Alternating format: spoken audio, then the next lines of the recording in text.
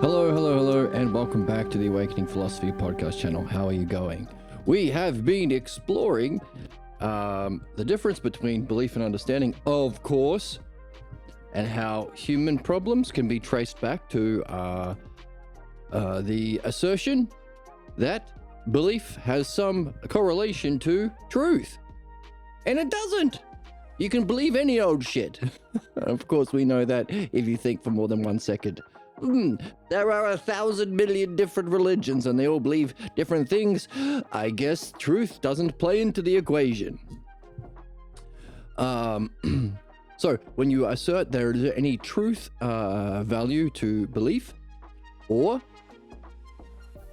that there is any benefit to belief, or that there is any expertise derived from belief, you have the cause of all human problems. You can apply that to everything, to society, to institutions. The three big ones: conservatism, capitalism, and clergy, CCC, religion. These things sweep death and destruction across the land, always and only. But some people still think, well, it's good, actually, maybe.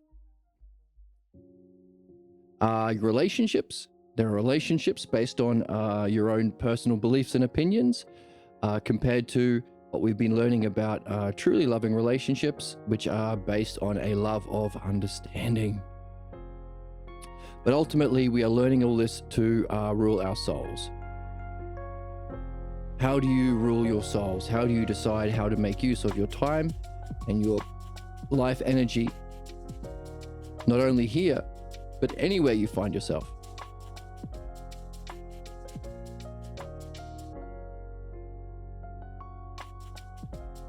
That's what we've been exploring.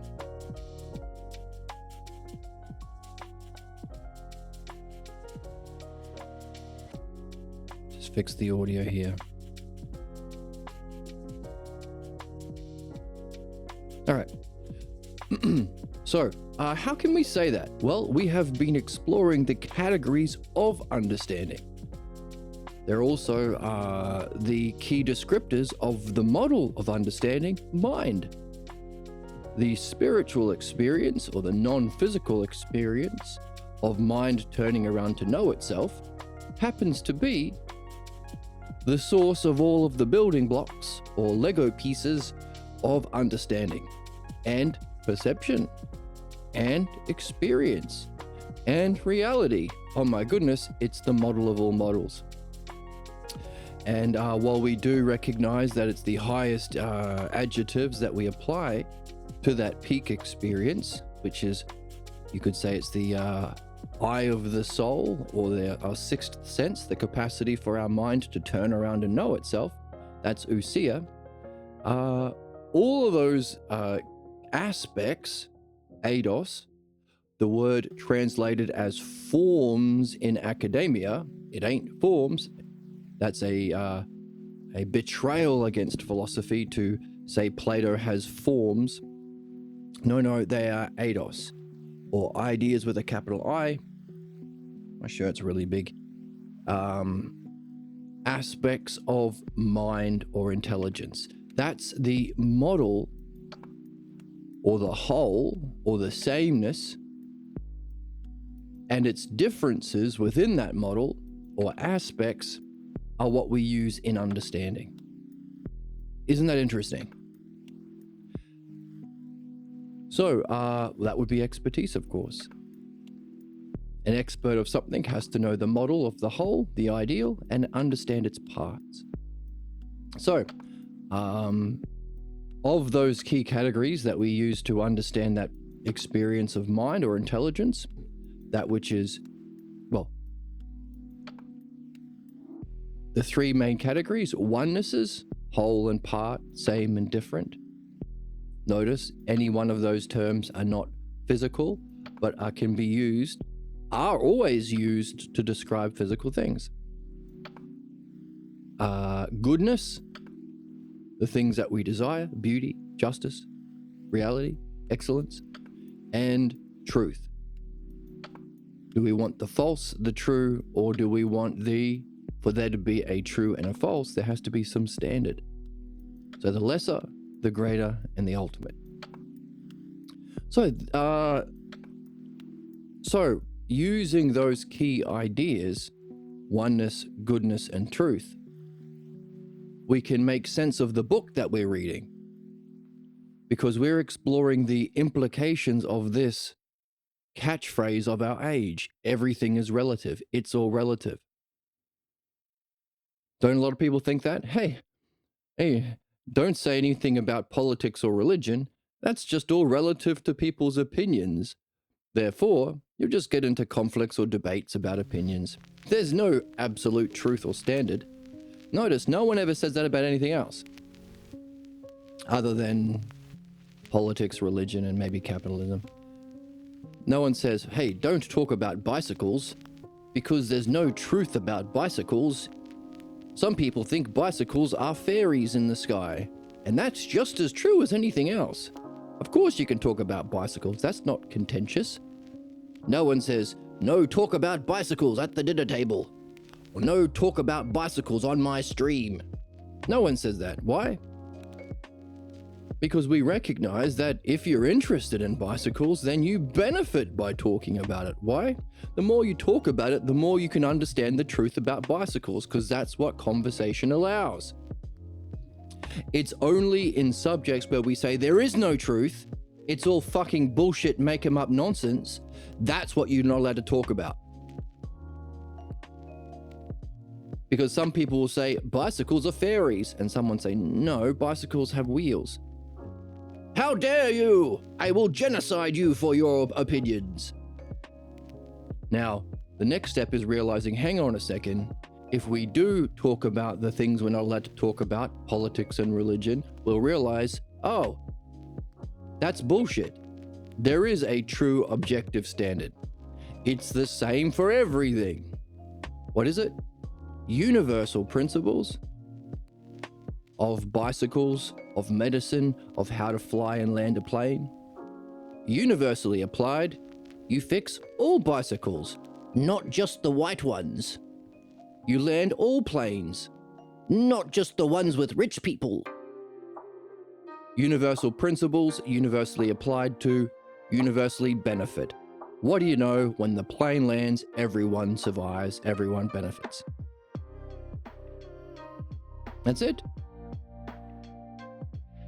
That's always it, because that's understanding. Universal principles, or the sameness of the model.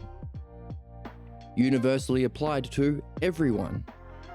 All the differences to benefit. That's expertise. So, you could say, well, the root cause of all human problems in every area, your soul, your life, your relationships, the species, institutions, is belief. Or you go one step further and say, actually, it's not just belief, it's asserting that belief has a claim to oneness, goodness, and truth. The three things that are the primary terms of mind. There is some truth in belief. It's your truth. That's the truth one. There is some goodness. Hey, religion serves a purpose. It gives stupid people hope. I mean, they could be getting real hope from actually understanding their problems, and they wouldn't be being scammed by some fascist dictator of a religion. But who cares about that? Or maybe people will say, everyone's entitled to their religious beliefs. They're all wrong. And of course, how much child abuse is involved in teaching people that they are bad just because they're women? Oh, isn't that what the Americans are using to justify genocide? They are scary Muslims. They treat women poorly, or they treat homosexuals poorly. We should murder them all and let the billionaire capitalists steal all their things. Oh, so it does matter what religion you're in. It does matter the teachings of religion. And then people will often say, oh, but not mine. Everyone's entitled to their religion, but we are entitled to kill them because the Bible says so. So that's the absurdity. Claiming that it has a benefit. And of course, the final category, oneness. Oneness is how we understand. We see the wholes and the parts and how they fit together. Sameness and differences. Limits, problems, and unlimited when it's free of problems. That's understanding. So, why do we care about understanding? Because that's the claim of expertise. I'm an expert in this subject. Why? Because I have stupid opinions. Of course, that's academic philosophy as well. Love of opinions. So, is the root cause of all human problems belief? Yes, but more accurately, it's when you say that there is a truth, goodness, or oneness value of belief. When belief actually specifically functions in the lesser category of truth. Beliefs are false. You might say, well, you might happen to get that 1 in a trillion chance that you hit a true belief. But that's crazy. That's stupid. Because even if you did happen upon the right answer, 1 and 1 equals 2, I guess. Without understanding why, it's not really truth. It's luck. Goodness. Belief functions in conflict with the whole. All of those duads, whole and part, same and difference, it's identifying with the lesser. I am just a part. I am this religion. I am this group, belief group. The lesser, limit and unlimit. I have to accept these limits of my religion. And they always function in conflict with the greater. So it's actually badness. The lesser version of goodness. And it ain't expertise. It's not understanding. It specifically functions against understanding. So, we've written all this out on the board to make it easier to see. Here are our universal terms, principles, standards, the aspects of reality. We call them the self-logos terms or the self-ers. Here we see the mind, which is non-personal, universal, open for everyone. And what we are doing here is recognizing, well, if this is the universal standard, all intelligent beings, all human beings use mind and have access to mind. Our job, therefore, is to master it. The highest words used to describe the experience of Usia, mind knowing itself, sometimes called the spiritual experience, if you fancy. It's a oneness. It's also goodness. It's also the truth of reality. And the specific aspects that we make use of with understanding fall into those categories. Now, within oneness, we can using these, we can understand human problems. Using truth, it's the lesser. Using goodness, idea of reality, idea of excellence, idea of justice, idea of beauty that people seek. And using the oneness, which are pairs of terms. So pairs, singles, and a triad in truth. The pairs of terms, it's identification of yourself with the lesser. The limits of my religion. I'm a different group, belief group. At war with, in conflict with the greater. So we can say, oh, therefore, all conflict, all division, all truth in the truth category, all false in the goodness category, all harm, and in the oneness category, all ignorance, because oneness is about understanding. So all false, harm, ignorance is belief, caused by belief.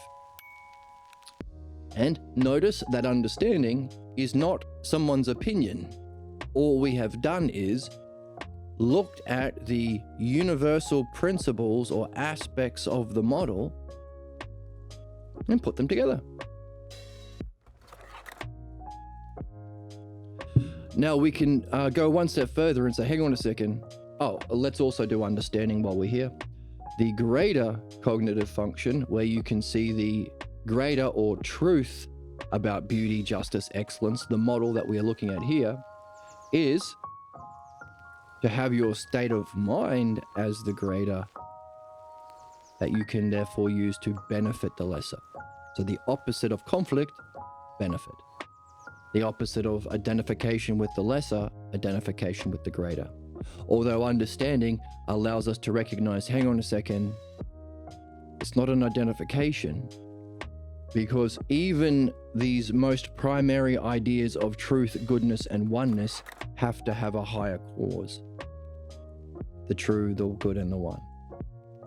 So it's not, we don't identify with the whole of all parts, this model, although that's often what happens in spiritual traditions, because it's the greatest experience. They think, well, that's me.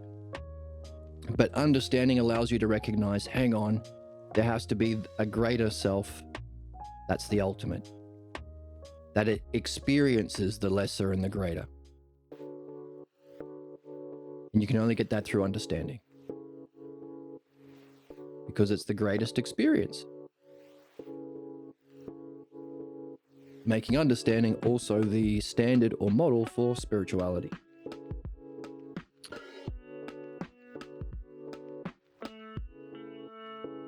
So, using these ideas, we can not only understand what belief and understanding is, we can understand why it's the source of problems. Because human beings get the lesser. We get false beliefs about ourselves that cause our problems. Hold for a second. That we are specifically here to address. So it's not so much belief, I mean it is, but it's when we get tied to belief.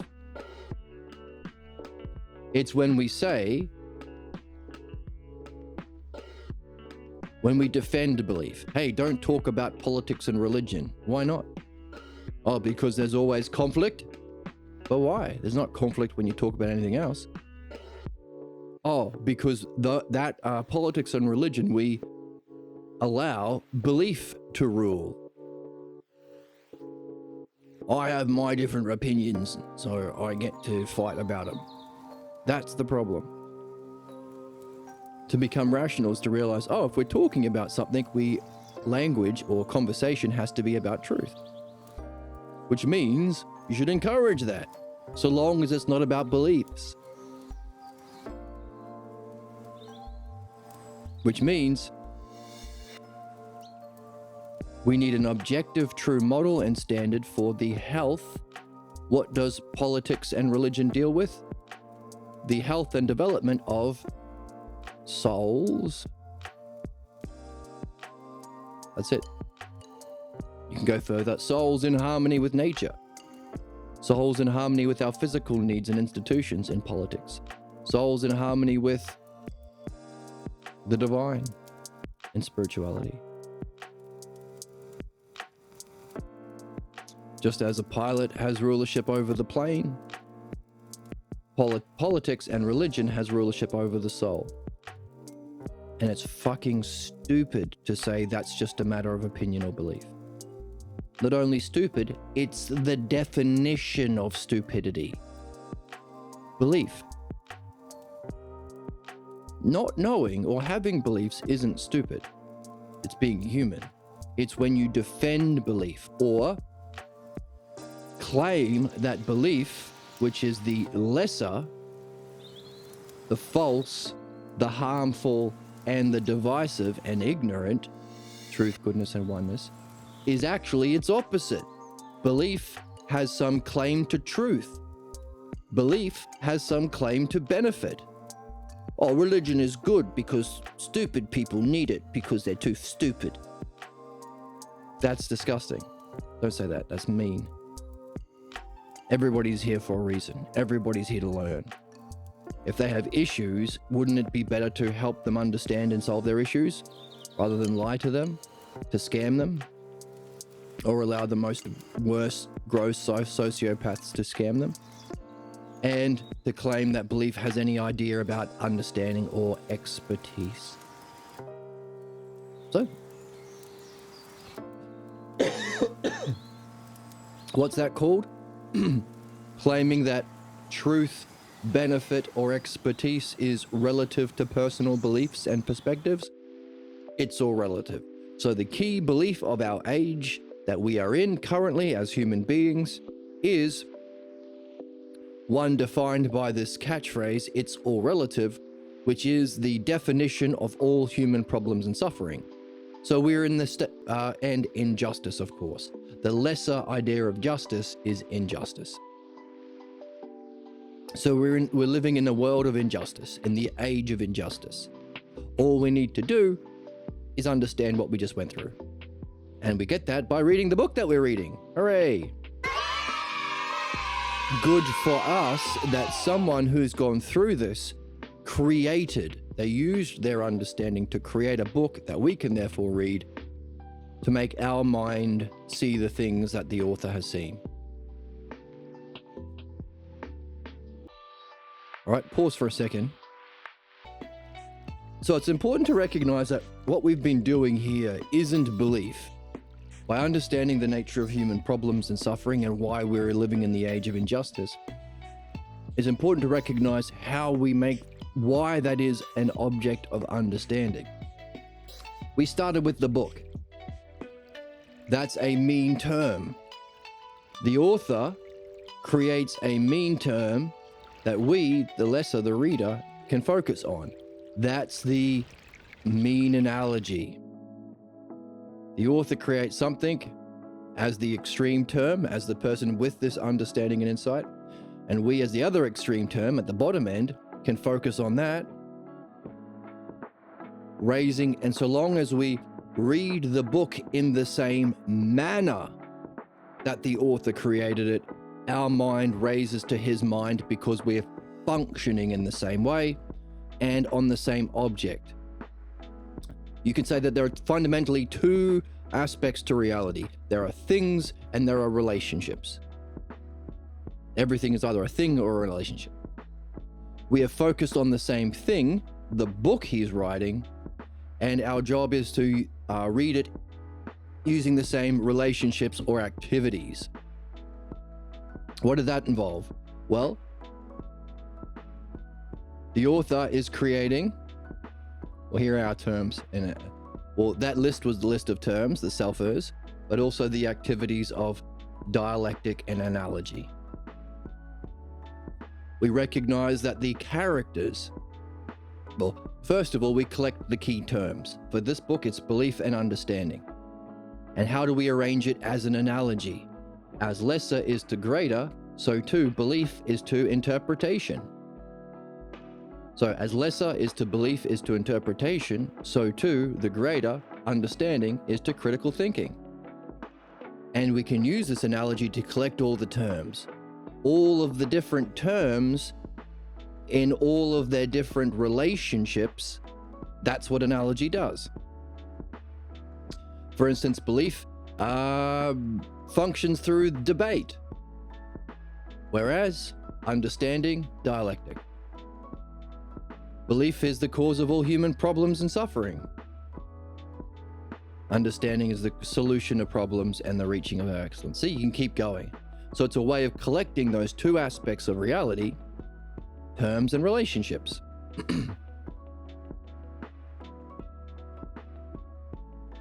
Terms and relationships. Analogy.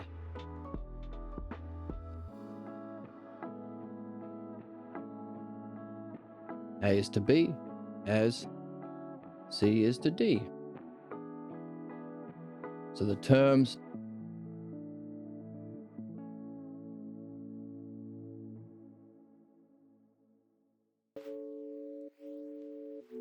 the A and the B, the relationships is the relationship between them, the double dots. That's what an analogy does.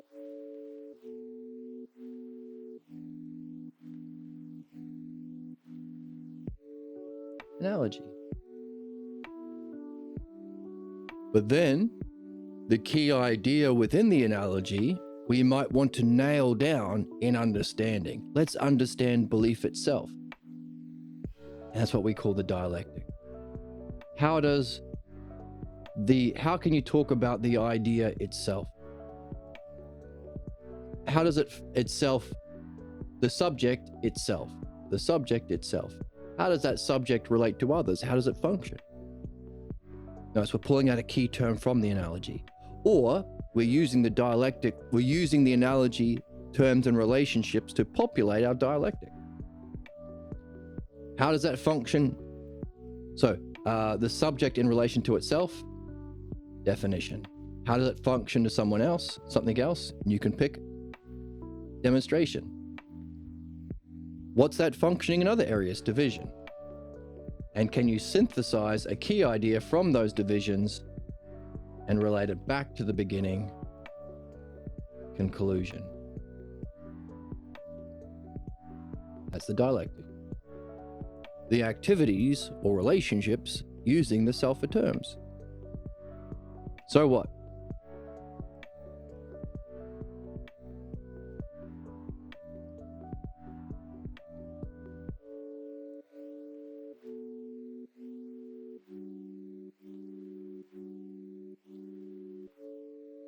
So we can also recognize that there is a distorted analogy at the source of all human problems, because so what we want to do is raise our mind to meet the mind of the author by recognizing that he is using analogy. So we've collected the terms, belief is to understanding, but we also recognize that the story itself is an analogy. That's called an allegory, where the analogy is about the characters in the drama. So maybe Joseph represents or personifies understanding, Harry belief, and maybe Aaliyah is the middle term. Could go either way. So we have to recognize that the author is using analogy for the ideas and the people.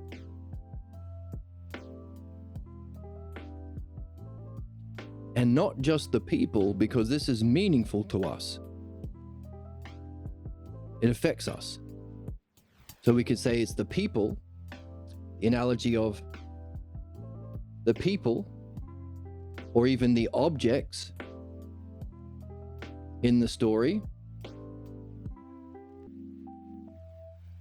I'll give it a different color because we used purple a second ago. The objects.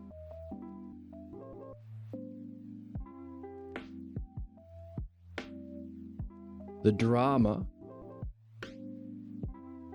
or story,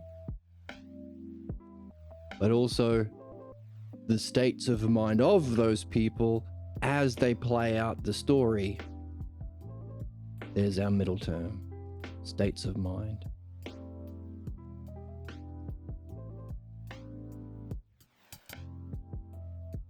Let's get some more room. Let's move all this stuff over.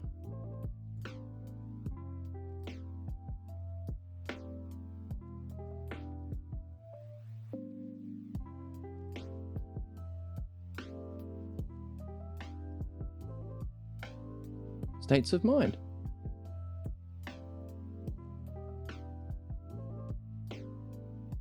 What's that called? Now, by the way, we have to understand what he's doing so we can read the book this way, raising our mind to the level of wisdom and enlightenment of the author. Learning. Hey, an analogical use of people and objects, metaphor. Metaphor.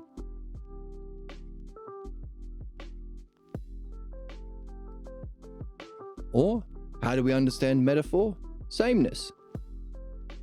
Using the key idea from the text and one of the self-logos terms. Sameness.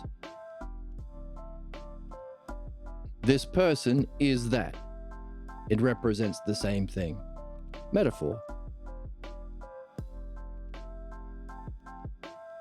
My heart is an ocean for you, baby.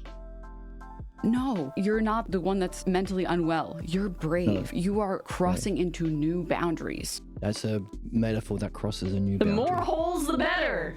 No, that's less romantic. States of mind.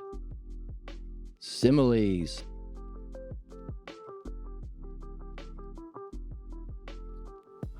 I always forget how to spell simile. Simile. It's just, there's no doubles. It feels like there should be doubles. Smileys. Similes. Similes. You could say it's likeness. What's it like? That state of mind is like this. Or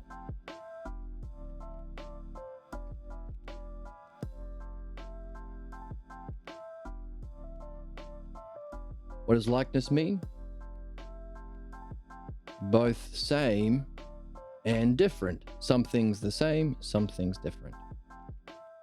Now you can say all analogy is that, but likeness means same and different. And in the story,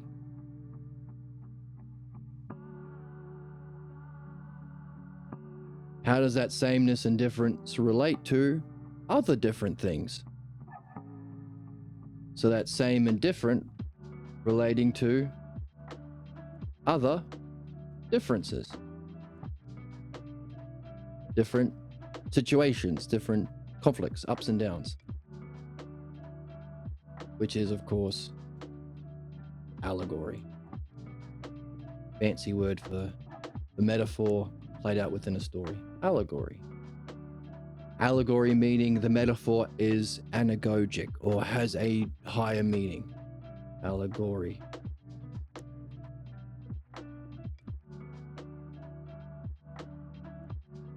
Now, of course, well, we won't say anagogic because all of these are anagogic within the text, but allegory. Allegory.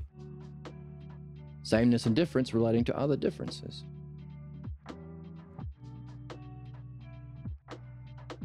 So we have to see this in the text.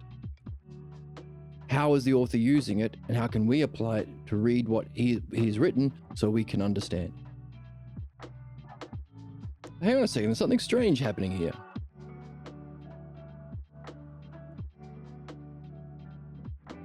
Remember our dialectic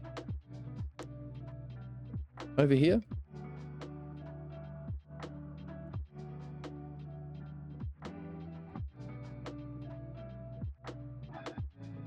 Dialectic. Know how you spell it? Fuck. It's sad. And I'm sad for you. Oh my goodness. Dialectic. Freaks. Hey, calm down. I'm gonna get you. I don't know why. I don't know why, but I am gonna get you. Please don't get me for a spelling mistake. Notice. Self in, or the subject, or the self in beauty itself in relation to itself.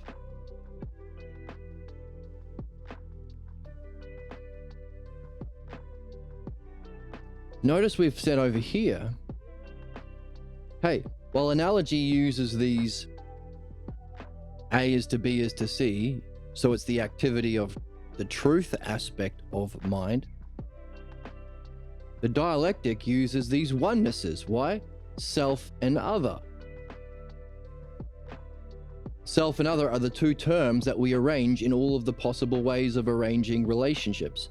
Self to itself, self to other to other, other to self. Those are the four possibilities. And the greater and lesser terms are on the strings, are beads on the strings of those two primary divisions, or categories, you could say.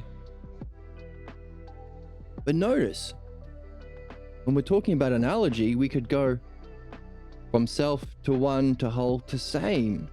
Instead of self is to other, could we use anything on this? Could we expand the scope of dialectic to talk about Same in relation to different?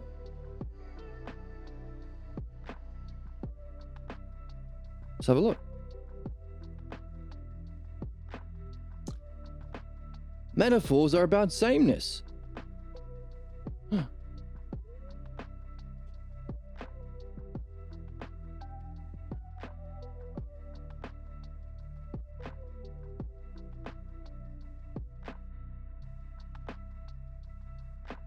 Let's make some room.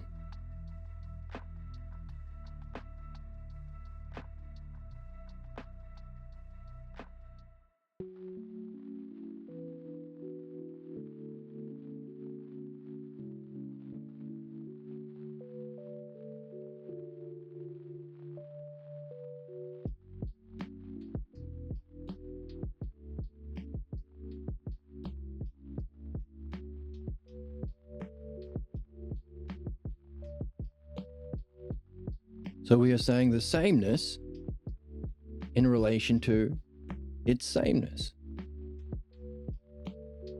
The subject in relation to the subject. What does the subject itself represent? My heart is an ocean. States of mind. Likeness. What's it like? Similes. My state of mind is like being on a roller coaster. Sameness and difference. Sameness and difference or others.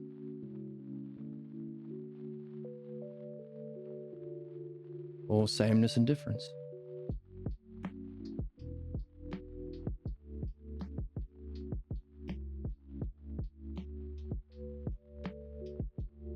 It's not exactly that object, it's different in that it's expressed as a state of mind, feeling state, emotional state. This story is, hey, how does that functioning or that sameness and difference, how does that sameness and difference relate to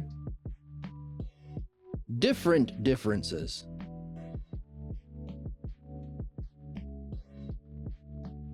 Or simplified, difference to different difference. So what? Okay, all right. So there are a bunch of analogies that we make use of in thinking and creation and reading, all of the activities of mind. All right, we want to read things, we want to grow, we want to create things, we want to reach our ultimate state of being able to create our own works, communicate our own ideas about what's most meaningful. So what that it follows the structure of the dialectic? Well, here's the thing about structure. You can find what's missing. What's the missing term?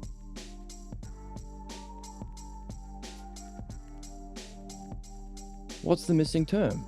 We've got metaphor, simile, allegory, and what? Whatever it has to be some synthesis of these other differences or some ultimate difference that you can derive from this synthesis that then relates back to the original idea. Ultimate difference to relate back to the sameness to give rise to a higher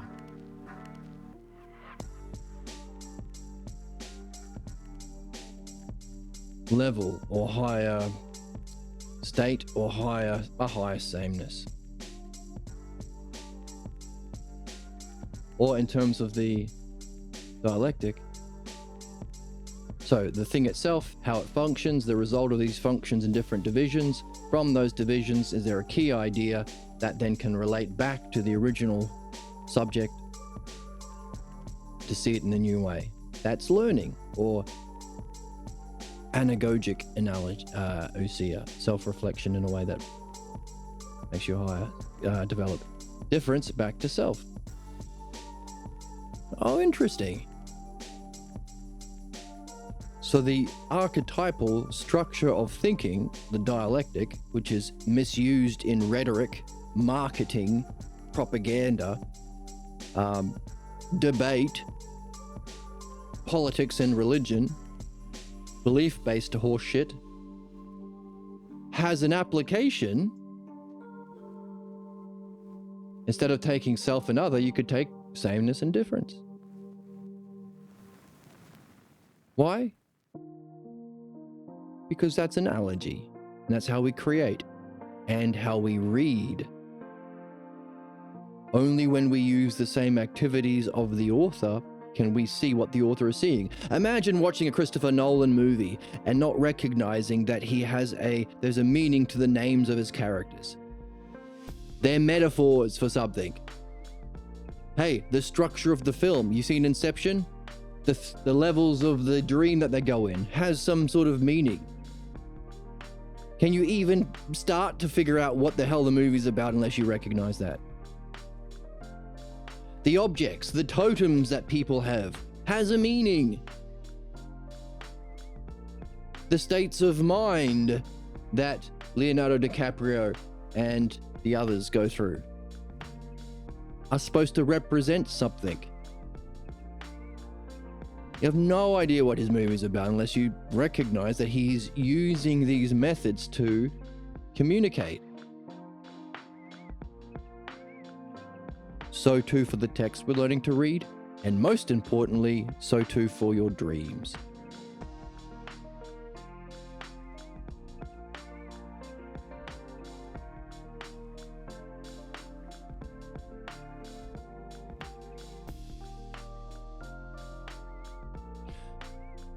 So we can also see here that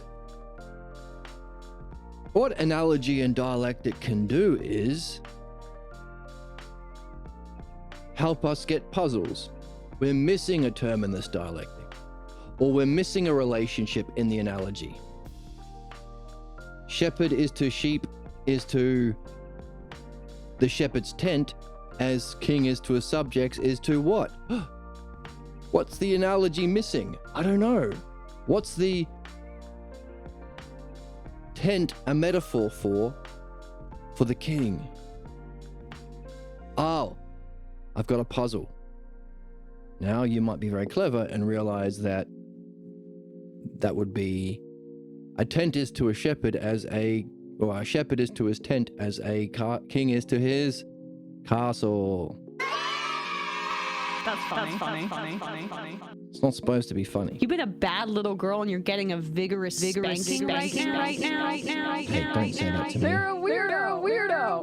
I don't know if you know this, but like weird dudes exist everywhere. Okay, and weird dudettes exist everywhere as well. So, like Emma. It's a total shit show. Calm down. You actually have to address the systemic inequalities. The people who believe that there should be hierarchies and that they should be above other people, that should just be addressed rather than just trying to segregate shit. Whoa! Crazy. Good point, as always. So what we saw last time is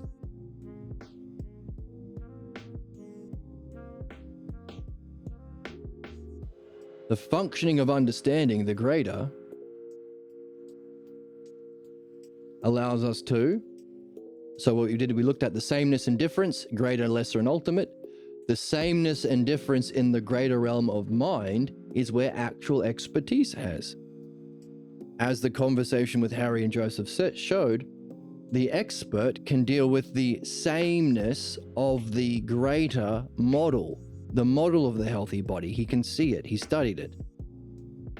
Whereas someone who's imitating can only deal with the lesser kind of sameness, imitation, imitating the same surgery, imitating the same thing that he saw the expert doing. And all he can do is do that same thing over and over. For believers, all you can do is hammer then everything is a nail. For a religious person, all they can say is, how do we solve the economy? Pray? Hopes and prayers? How do we solve gun violence? Have you tried praying? That's all I can say, because that's belief is stupid. Trump, tariffs. Should we do tariffs? That's the one thing I know how to do, so let's do it all the time. That's all belief can do. That's human injustice and ignorance. So, within the lesser realm, sameness in relation to sameness, in the lesser kind of sameness, is belief, rhetoric, debate, injustice, harm, pathologos. Whereas understanding can go from the realm of belief to the model. That's its first activity. Understand the model. You can reflect, that's ousia, self-reflection. You can reflect on the aspects. That's the differences within the sameness. So for the cognitive functions, that would be knowledge, the sameness, ousia, and its aspects, understanding, or logos. The aspects we were writing on the board a second ago. So in terms of our own peak experiences, what we are doing here, learning to use the dialectic and analogy, the logos, to reflect on these eternal ideas in the model, is our preparation to have that experience. In the afterglow of the experience, we use the same understanding to make sense of its aspects. So we can benefit by integrating it. Oh, that's justice. In the moment, it was just oneness of bliss, but actually it's the model of justice. So long as I recognize the parts and their ordering, analogy, terms within and its relationships, analogy. The third thing it can do is turn back and say, hey, I can deal with differences in the lesser. We got the differences in the sameness or the greater, but now differences in people who are stuck in beliefs, stuck in problems, stuck in ignorance. That's a bestowing of benefit. So as the dialectic helps us to reach the model and reflect on that model, 1 and 2, to gain expertise, the functioning of that dialectic we call philosophical midwifery. How can you use the sameness and the differences of the model to deal with different people, their level of pregnancy with questions, their level of self-development, their level of understanding and empathy? That's the higher art of the dialectic.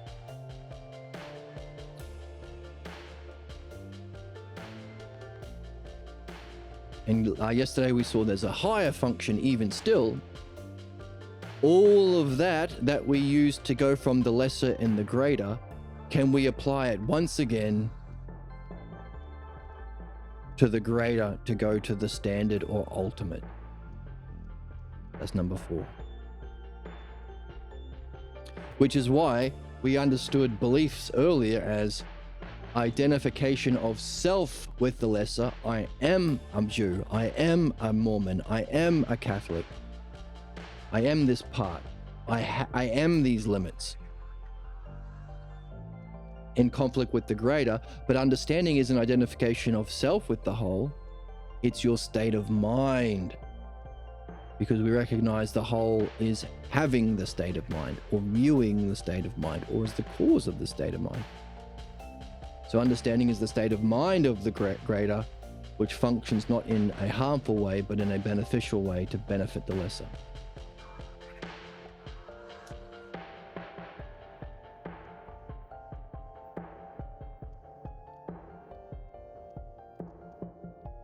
Which is the Armin analogy, the true teaching. As we read from the book to benefit, we too can write our own books or benefit others, making the people we talk to like Socrates, or like the author, like Pierre Grimes.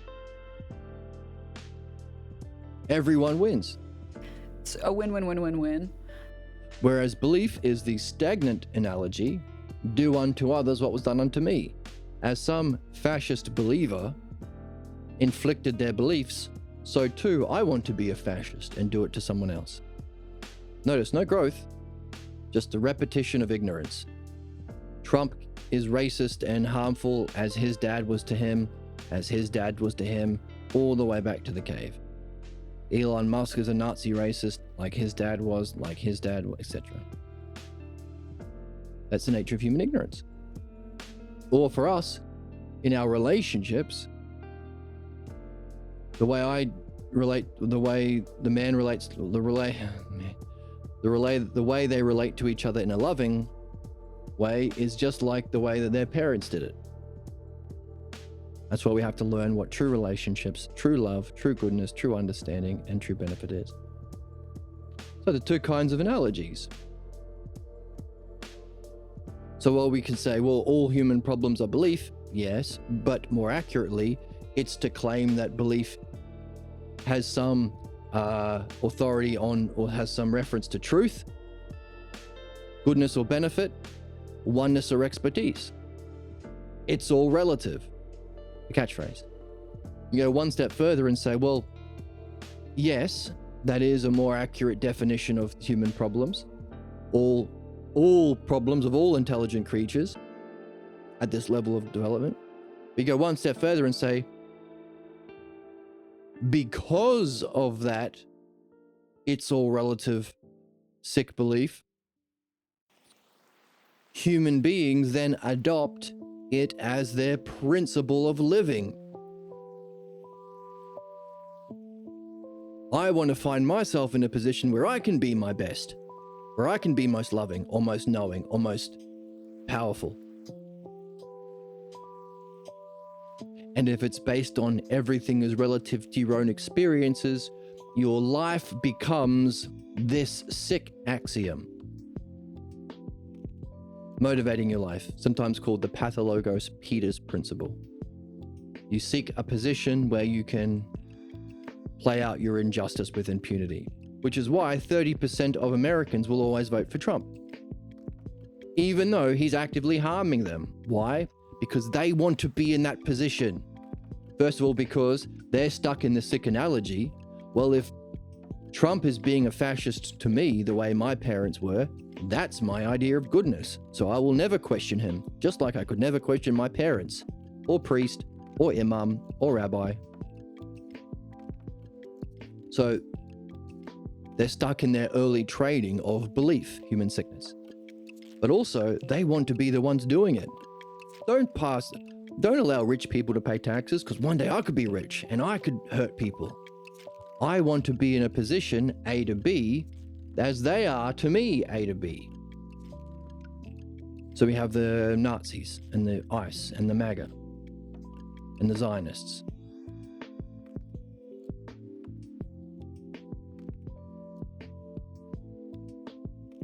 %30 of the population who have yet to, because of our culture, learn about this.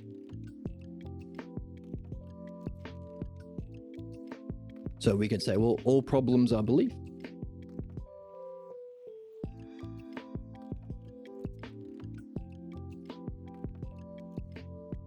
By definition,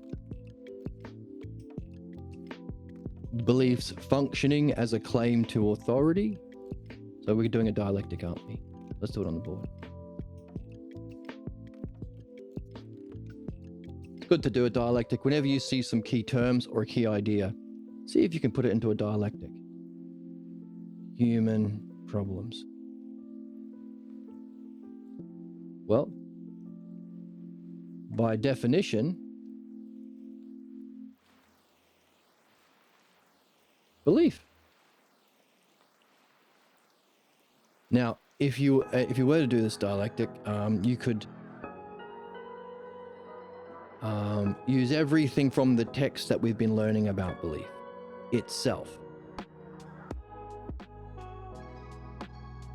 You could be saying things that are true about it, or what kind of, what are the preconditions of the universe that it gives rise to belief, or what's true about it, what would you never say about it, what's false, and what's both about belief, both to show its limitations. Okay? Like belief is an analogy. Kind of. It's the sick imitation of analogy. So it's both true and not true. It is analogy, but not really. So, we're just doing I'm just giving you the framework that you can play with if you want to play. How does it function? When it claims truth, claims any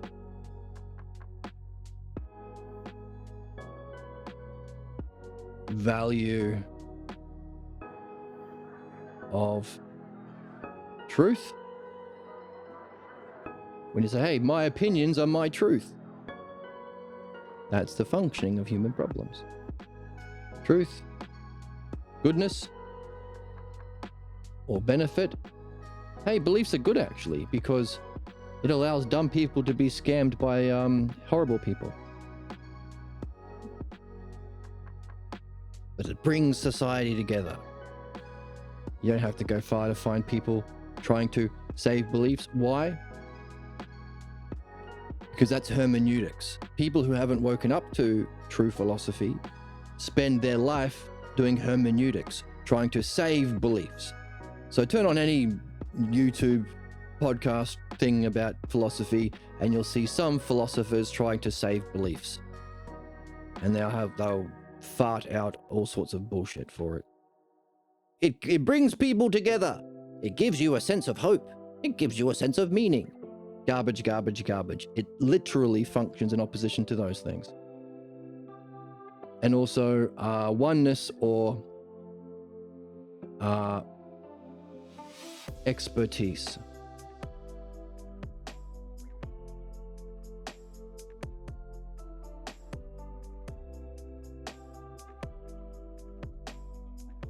Make some room.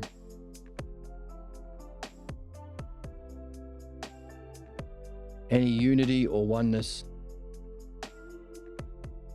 or expertise, saying, well, my, what does a conservative say? Well, I'm I'm just down home yokel, a good country folk, and my mama and my papa always told me that you can't trust them blacks. So give all the money to me and Donald Trump. Therefore, I should be senator. I want to be senator of this great state of Kentucky. Expertise. Now, that's so stupid and ignorant that it should be a joke. If we wake up. So any claims of any value is the demonstration of belief, which is the catchphrase of our times, the zeitgeist. By it's we mean those ideas. It's all relative. The title of the book we're reading.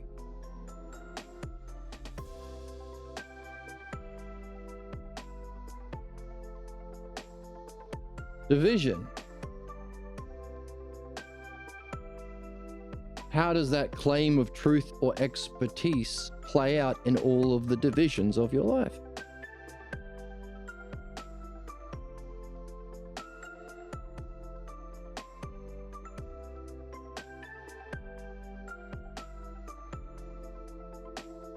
Let's use a different color. So how does this functioning play out in others? So we've got the functioning of belief in terms of the other ideas, truth, goodness, and oneness. Now, how does that functioning relate to others? So let's take human beings. The axiom, do unto others the injustice done unto me. So that would be the functioning played out to others or differences, human beings in life or any intelligent beings. That's the axiom.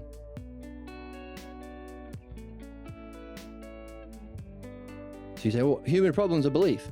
Well, yes, but only if you demonstrate that claim that there's any truth, goodness, benefit, expertise involved in belief. Oh, that's the thing about belief. If you don't recognize this, then you are doing that. If you recognize this, you can do midwifery to purify yourself from beliefs. Otherwise, you are living out this life, this axiom.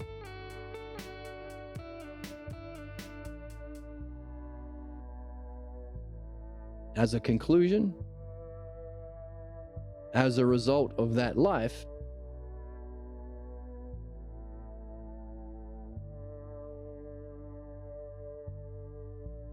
how does that relate back to belief?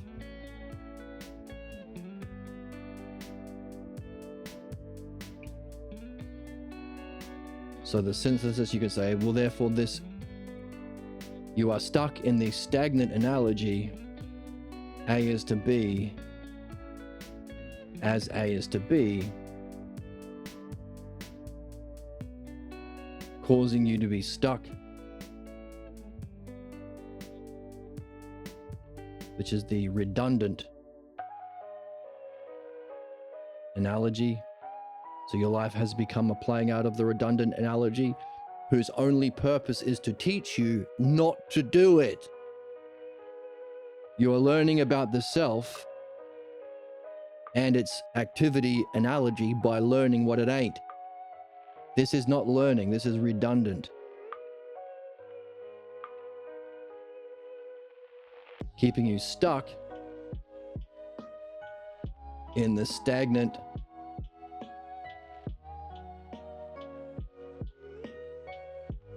fake ousia. Why? Because other back to self means, how are you relating back to the original belief?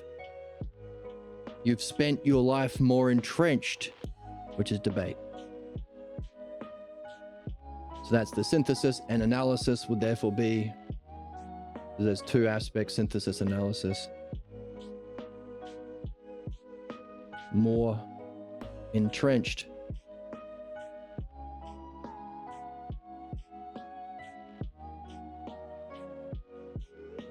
in belief, and as a result of doing this dialectic on belief, we can see how it functions. We can see how the implications of those functionings on different divisions or lives or relationships. You end up becoming more entrenched in belief, but now belief has, because this is the actual anagogic analogy, you return back to that original definition. So here we go, are going back to belief. So we started with the idea of belief, and then we unfold the dialectic and go back, but we have a higher idea of belief, belief 2. This is the dialectic.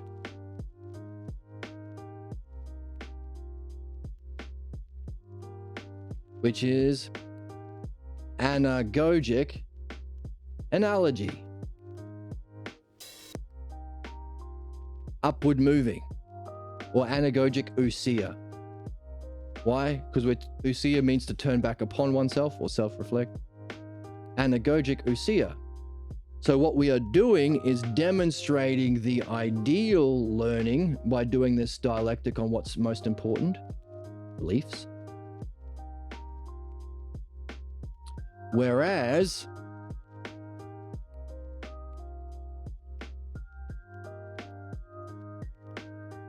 belief functions in the fake stagnant ousia, becoming more entrenched in belief, but by belief we now understand it as ignorance,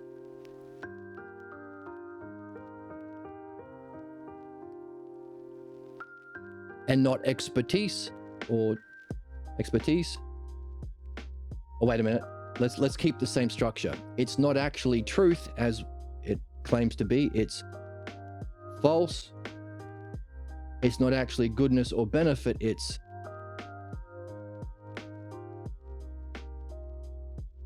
injustice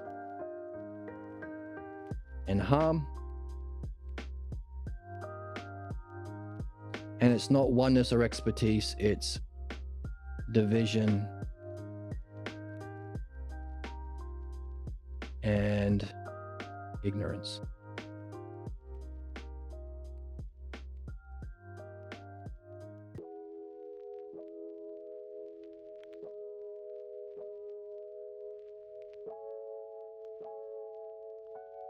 So now, because we have been doing actual thinking, actual reasoning, actual understanding, we've discovered something that's true about all human beings, all religions, all politics that are based on belief, all anything based on belief, all species based on belief, all galaxies based on belief, all multiverse societies based in belief. We've learned something that'll be true for always and forever. Hooray, you've done something meaningful with your life. I don't mean that as a sarcastic, nothing else is meaningful, but this is meaningful. Congratulations if you've come this far. You can take this with you anywhere you go.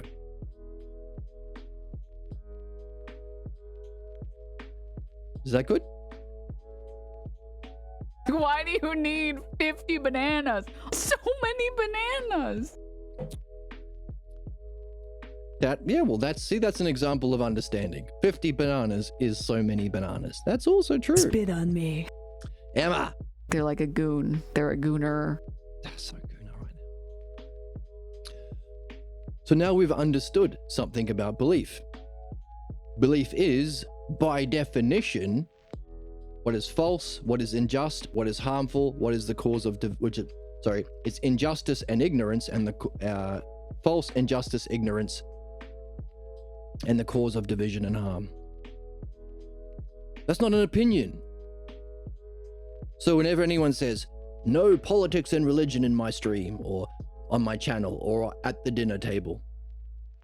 So no, actually what you're afraid of, division and harm, is actually not caused by reflection on what's most fucking meaningful, our society, well, after our soul, of course. It's that you don't recognize that belief is the cause of that thing you fear. It's not discussing politics and religion. It's that you don't recognize that when you do discuss it, it can't be about belief. So we often get people coming through this channel who say, hey, what's the debate? Or what do you believe in? What are your thoughts in? And we always say the same thing. Debate is for mushheads. Debate's for babies. Please end kink shaming on your show. No one's kink shaming. Oh my fuck. Oh my fuck. It's not about belief or my opinions. We're learning how to think, learning how to reason. Just as you wouldn't accept someone's belief as a surgeon or a pilot or landing the plane you're on, so too we wouldn't accept it in what's most meaningful, society as a whole or spirituality as a whole. That's the game. That's what we have to wake up to. Now, the difficulty is, the catch-22 is, as human beings, we have to go through this process. Meaning, we will have our own personal beliefs that are the cause of our own personal injustice, harm, division, ignorance, and what's false, that will fight back. I like being an expert on politics by being a fucking Nazi. I can join a Nazi Reddit group or a content creator who's a Nazi right-winger. And I can feel very special. I can go on Joe Rogan and pretend I'm the best boy with all of my best opinions. That's the catch-22. That's why we have to develop character. We have to keep going. Have the courage to keep going. Try and keep your cool in the forces of ignorance and belief fighting against development and understanding. Have the wisdom to read these books, reflect on it, and nail it down through dialectic and analogy. To do it at every moment, justice, always. And as we mentioned last time, the mysterious fifth virtue, have fun with it if we can. Charm. Because you're playing the best game, so you might as well be having fun. Hey, the sadists and the fuckheads who are in a position to torture others playing out the stagnant analogy, they're having a kind of enjoyment. Why can't we have an enjoyment doing what's most important? Recognizing that those counterattacks that say we're a bad noodle, we're a small bean, is just inevitable fighting back of belief. And it's not to be listened to because it's injustice and ignorance.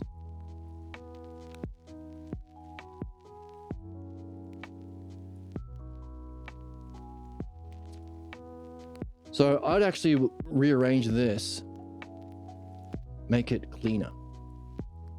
I'd say beliefs are injustice.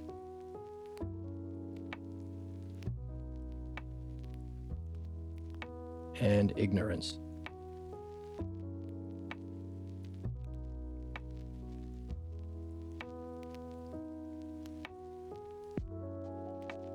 Which implies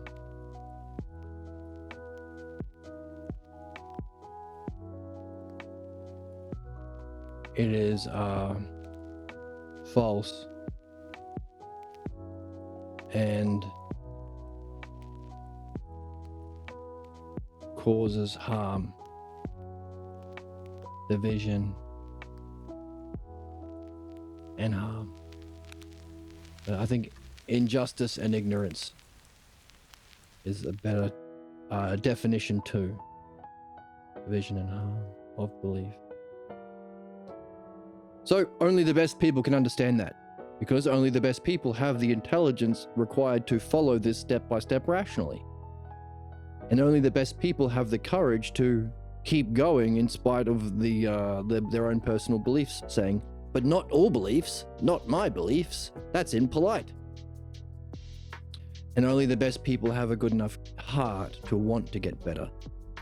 I have known people who go to therapy, but they don't actually want to grow and improve and change as people. They just use all the therapy speak to help, like, continue being a shitty person. That's it. You want to be a better person. So only the best people could have understood the nature of human problems. Notice, isn't it pretty? Not just the pretty colors, but the structure.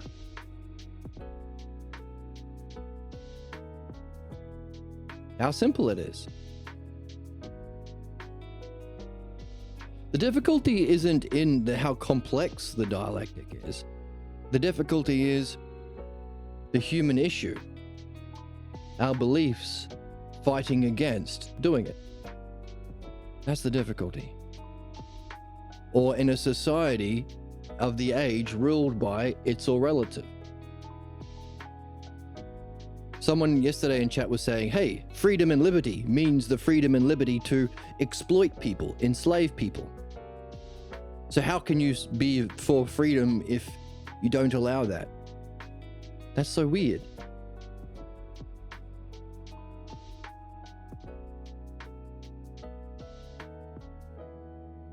Defending his own beliefs about what freedom is. And when we say, oh, well, that's not freedom because you're encroaching on the freedom of others, and freedom doesn't mean freedom to do bad things, it means freedom to fulfill your purpose with human dignity. No, I'm a libertarian. So the difficulty is our own beliefs challenging this, but also because we have a physical existence in society, society's beliefs can be lonely, seeking truth, trying to be a good person, helping people. That's the difficulty. Not the complexity of the idea. Anyway, hooray!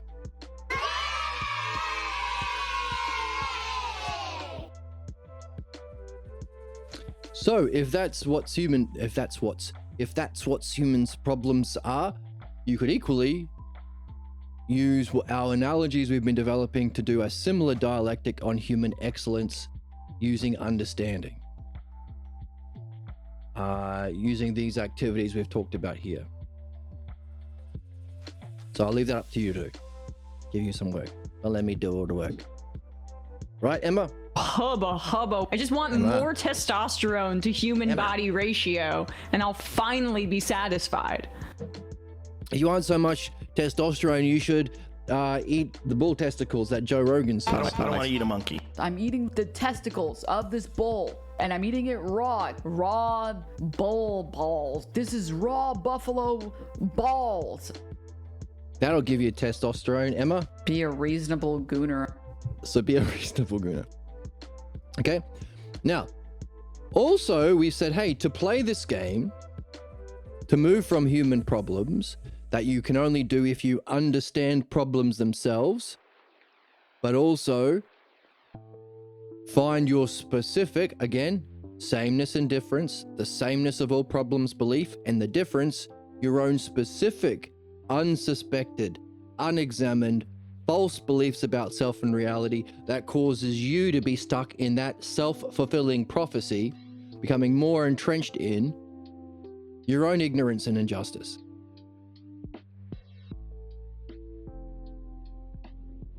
So that's goal 1 or goal A, crushing the turtles in Mario Brothers. And you can only do that while you're at the same time pursuing goal B, saving the princess. Because only in the development of understanding, through the reading and reflection we do here, can you get the tools of the logos and dialectic and analogy to do this. You have to be doing them both. Therefore, in order to, as we can therefore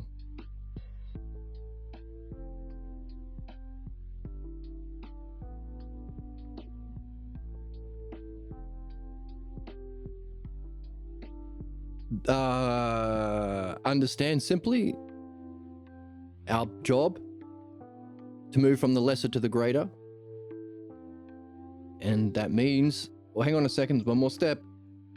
Moving from the greater to the ultimate, from the lesser state of mind and use of mind belief to the greater state of mind and use of mind understanding, to even its cause, that for the sake of which, or the principle behind all of it, there are certain axioms that we need to be rationally trusting along the way.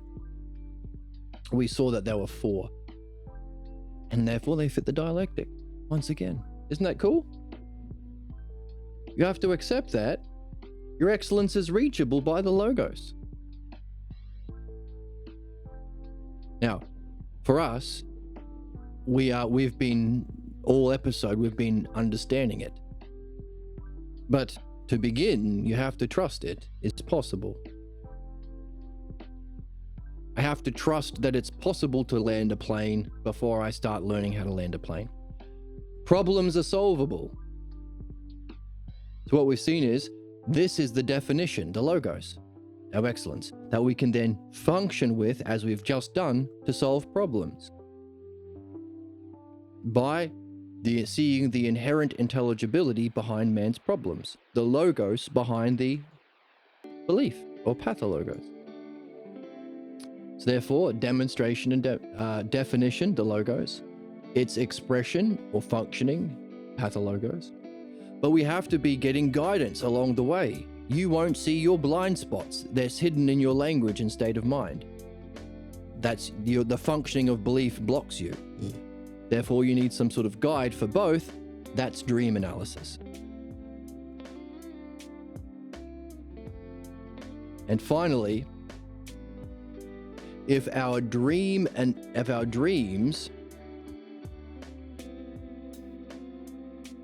are therefore being created by some ultimate A term, creating a middle B term, our dreams, we as the C term have to do whatever the dream maker is doing in its creation to read it. So everything we're learning about using the terms, analogy, and the dialectic to read, because that's what the author used to create the book, we apply to our dreams. Which means if there is some ultimate creator of our dreams that knows about the first 2 principles, the logos and pathologos, and knows about ourself our stage of development of both, what does that say about the dream maker?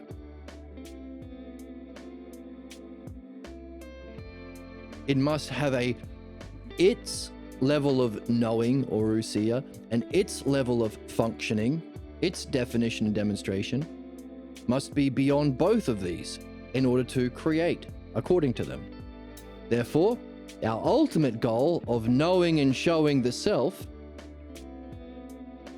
knowing it and functioning through it via the self logos is reachable via dream analysis, making our mind like the mind of the dream maker and reflecting on the dream maker itself.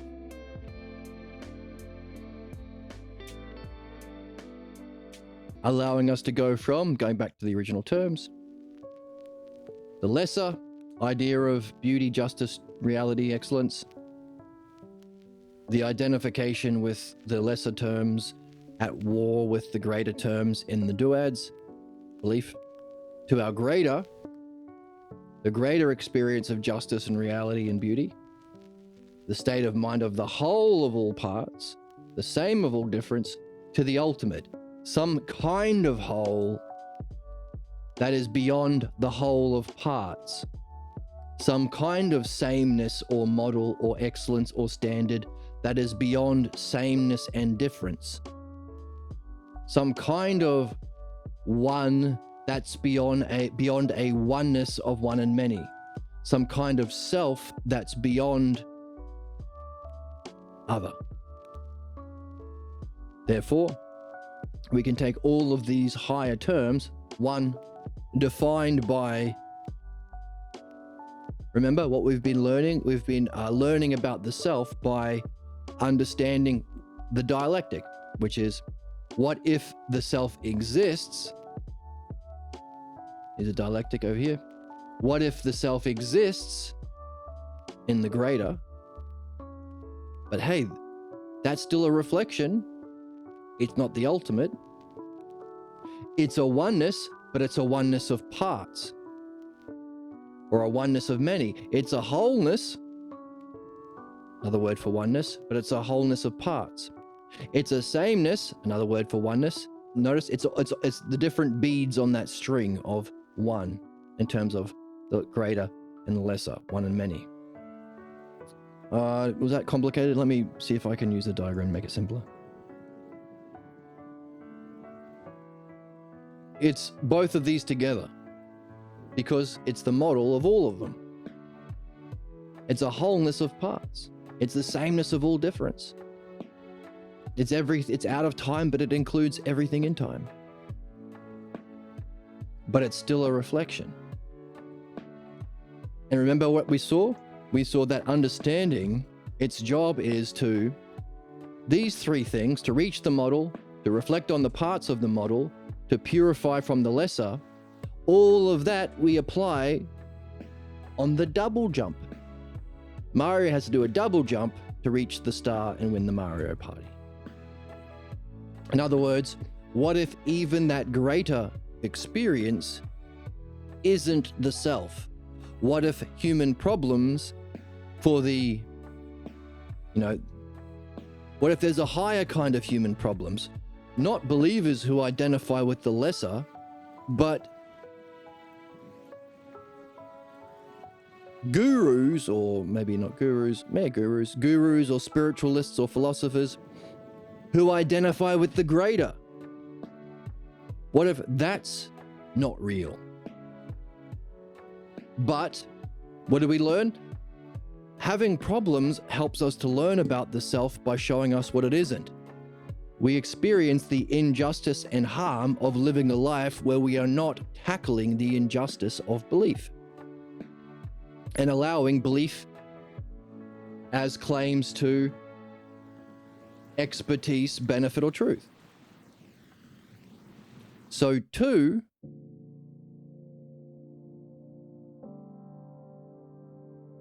in the higher experience, we have not just difference from the self, but sameness and difference. It's an analogy, it's a simile, it's a state of mind. What's sameness and difference? States of mind. That peak state of mind has sameness and difference. It's likeness, meaning there's something the same about that peak experience, but something different. And having the terms, we can nail down what it is. The sameness, well, it's has to be one. Its difference is it's not the kind of one that's a one of many. Hey, the self has to be a whole. Your whole self, the thing you're after, your seeing itself, awareness itself. That's how it's the same as this peak experience, but what makes it different, it's not a kind of whole that's a whole of parts. So we're using both. We're using everything about the pathologos to learn what it ain't, everything we learn about the logos to learn what it is, because the self is a combination. So all of our life's work in fulfilling our first two purposes,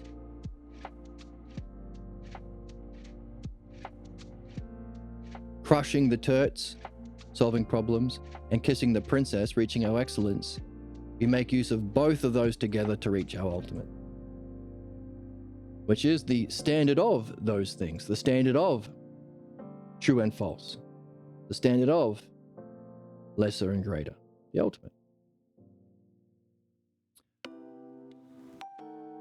So we have to learn, so we see the necessary role our dreams play, which means we have to learn the method of reading our dreams.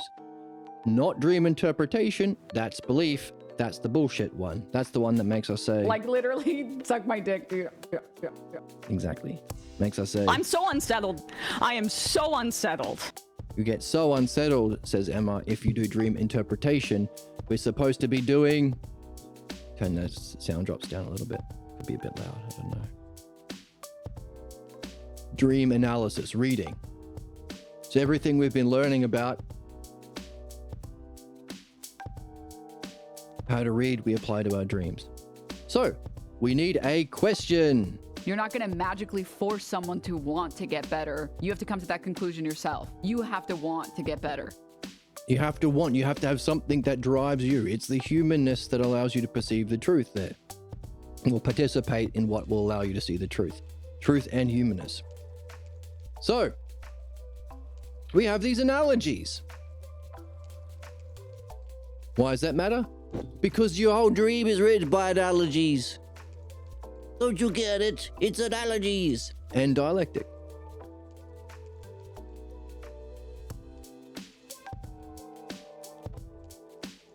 So what?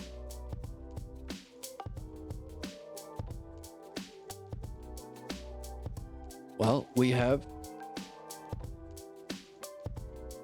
same to same, metaphor, same and difference, similes, difference to difference, allegories, and some difference in relation to self, question mark. What's that kind of analogy?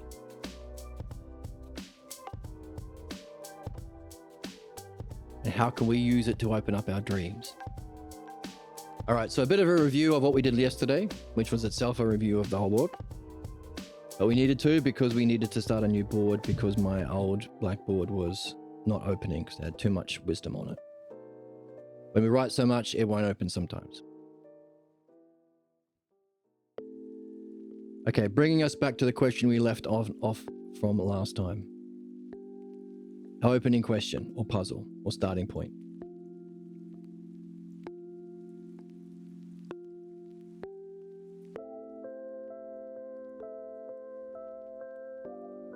So,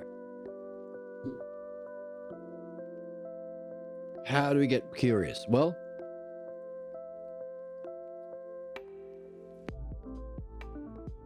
let's start by definition. We're looking for analogies to get puzzled by, to have a question about your dream that you carry as you explore it, or to know what part of the dream you begin your dream analysis on, your reading on, either as the dreamer or the midwife who's facilitating dream analysis. Analogy. So what's the definition of analogy? Well, we have we just did it, didn't we? We have Whoops, too thick. That's what she said. You have the brain of a child if you think that. Oh my goodness. That's fair. I ate a steak. I'm stupid. I'm drunk all the time, you know. I'm just like you. Hey! I resent that. Fuck. It's sad. And I'm sad for you. I'm sad for you. R.M. Brown. That was not on my bingo card. Alright. So the definition as a category. Analogy. What's the definition of analogy? Well, we did it, didn't we? Definition.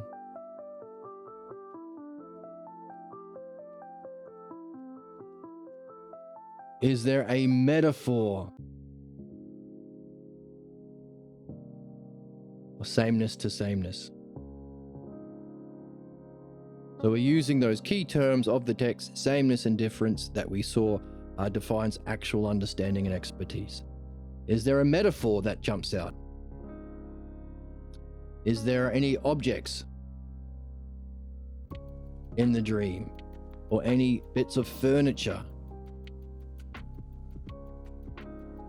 in the dream that sticks out as puzzling, as curious to you?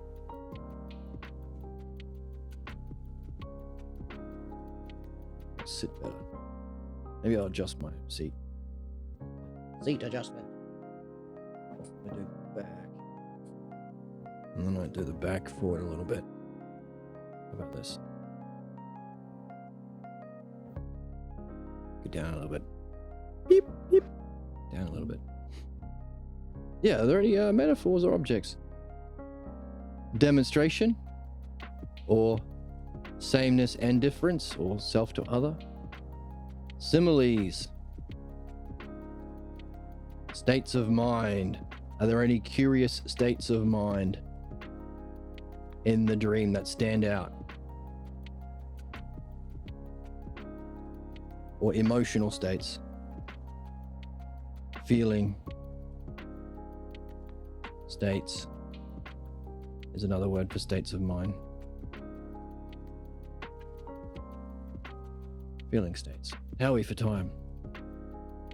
Yeah, we're going fine. We keep getting stuck about this far in, so let's keep going. Division. How do those objects and similes function to others? Allegory, remember? Allegory.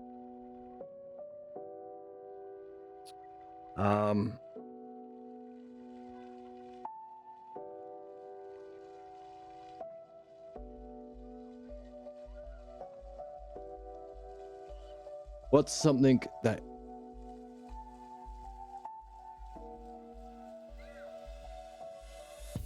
in the drama, in the story itself,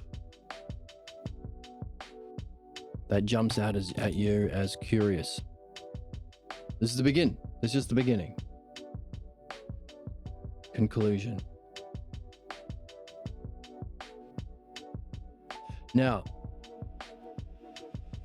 the conclusion of the dream is the goal.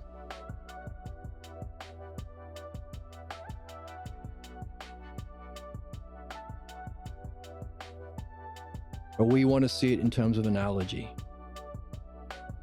Good thing we've done all that work on understanding the two kinds of human beings that exist. Those that are pursuing a love of understanding, and those who are pursuing a stagnant attachment to belief. We have the redundant analogy of belief,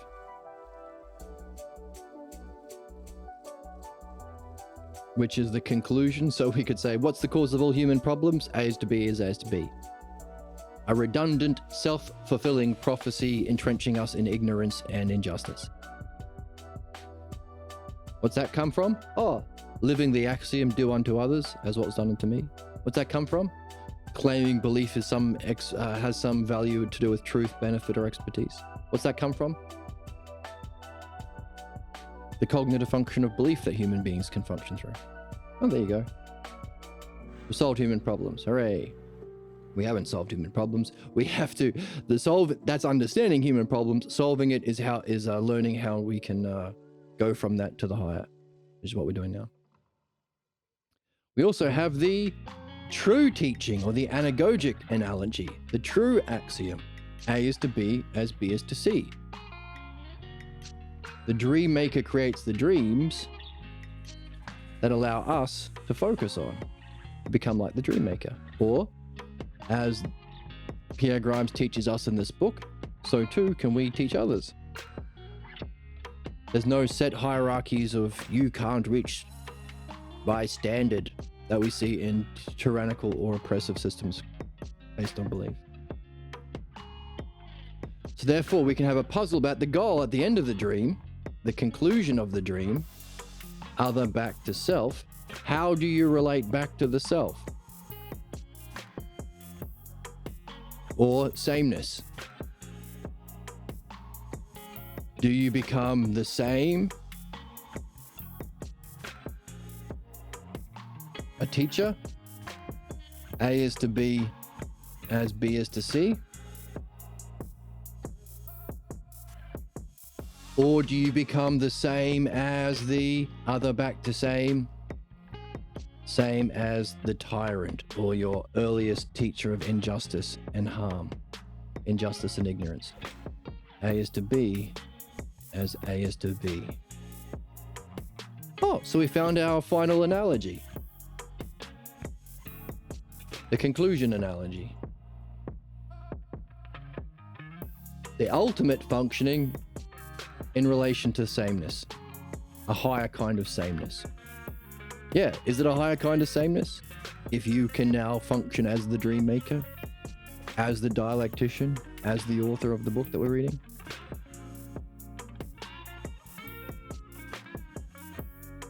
So these are things that you could be curious about. Gee, there's a dragon that keeps popping up. What an interesting metaphor. Or there's my third grade teacher. Wonder what that's about. Oh, let's jump in there. States of mind. I have this really high state here, or I have a really low state here. That seems significant. Maybe we should jump in there. Allegory of the drama. Well, that was a weird thing. That was a strange drama, or turning point, or key moment in the story. Also, that's interesting how the drama ended. I ended up in the same state as I've recognized me being in before, or I ended up functioning in a higher way.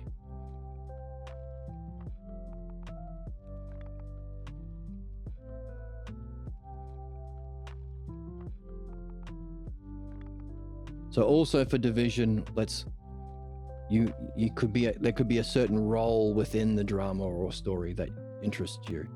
Why was I always playing this role? Why was I always sucking up or playing second fiddle or whatever it was? Now we can expand this.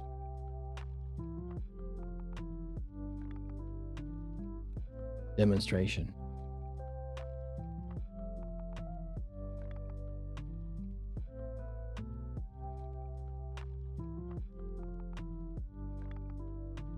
Which was this term. So we can expand these states of mind out.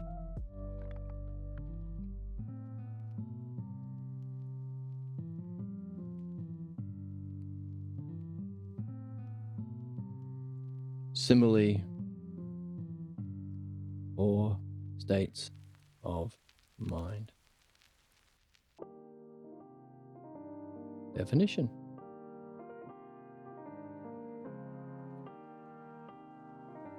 The state of mind itself. So what are we doing? We are using these definitions of the kinds of analogies, and we are seeing how they demonstrate.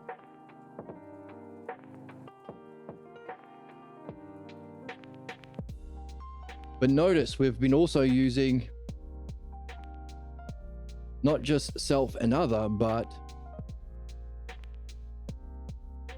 what color? Same and different. Sameness the difference as well.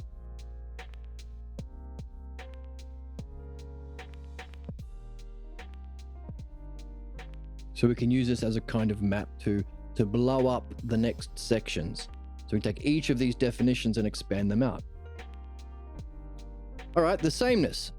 The states of mind themselves, the same of themselves. Is there a high state? Were you in a really curious high state of mind? A state of profundity, state of insight? Or a low state?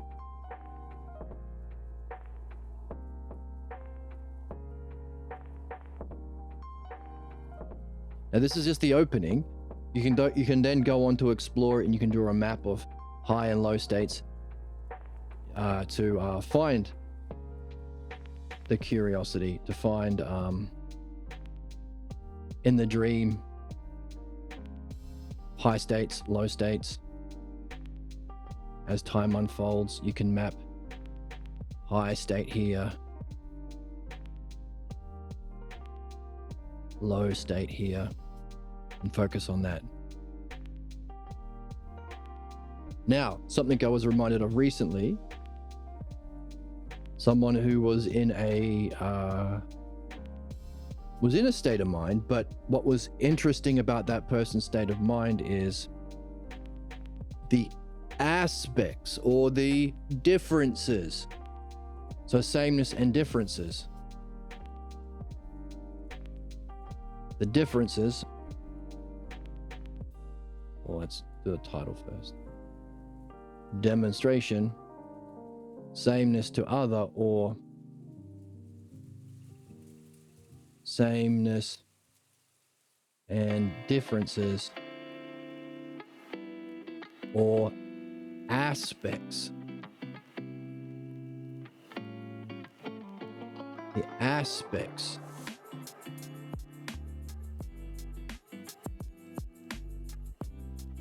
Why aspects are not parts?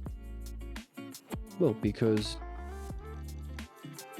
it's all part of the same oneness of state of mind. They're not separated. They're not separate parts. Like beauty and harmony. They're not separate. They're different aspects of the same kind of thing. Aspects of the state of mind.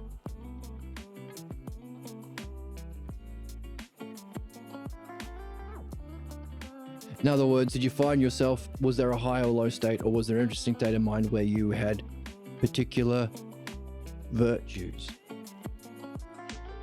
The virtues are the virtues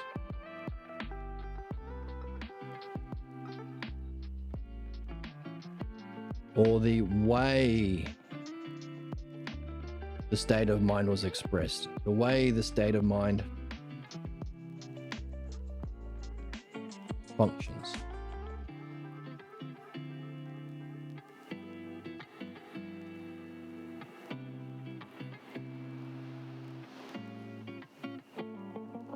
I was reminded of this recently because it wasn't so much the state of mind that was a high or low state that was significant in this person that I was reflecting on. It was the aspects of their state of mind that they might not have recognized themselves. Those virtues that we mentioned.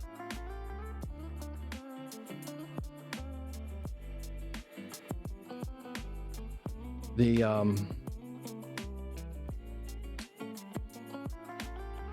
ability to keep your cool, the ability to have courage, the ability to seek excellence in what you're doing. So the state of mind itself may not have been high or low, but they were still seeking excellence. They were still keeping their cool. They were still learning wisdom to be able to understand what was happening and explain it. And all of those together, they were having fun. They were maintaining their state of mind, whatever it was, while also seeking to have fun, have humor, have charm. So the significance wasn't the definition of the state. It wasn't they weren't particularly depressed or particularly profoundly illuminated. It was the functioning or the aspects or the differences, sameness and differences, the demonstration that was significant in this person. Because we want our peak states of mind, of course, but we will still go through ups and downs. We want to maintain the quality of our state of mind. That's a standard as well.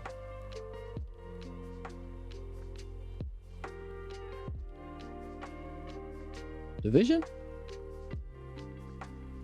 How does that functioning relate to other others? Okay, I need to take a bio break. Take a piss. I don't have to record that. Fuck. Calm your fucking tits. Calm my tits. All right, be back in a second. Unpause. Come back. So, your demonstration.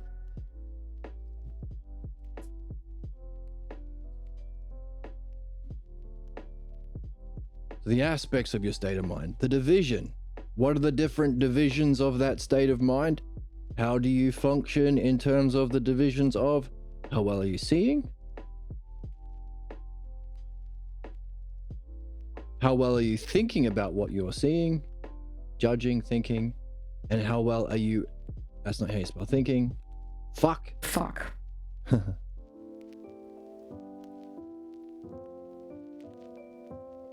How well are you, we rolled a nat 20 there, didn't we, Emma?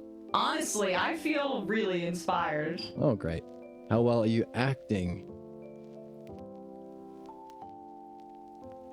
from that state of mind upon what you're seeing?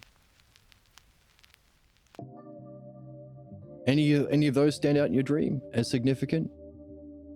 That can get you curious? That can say, let's dive in here and start dream analysis here? Which is all, again, similes expanded out into a dialectic.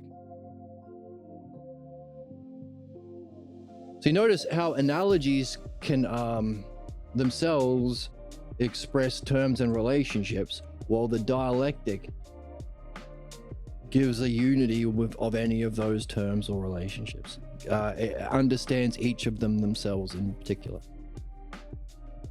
Fun? Yes? Is it fun? I'm cute. You actually have to address the systemic inequalities. The people who believe that there should be hierarchies and that They should be above other people. that should just be Be addressed rather than just trying to segregate shit. Whoa!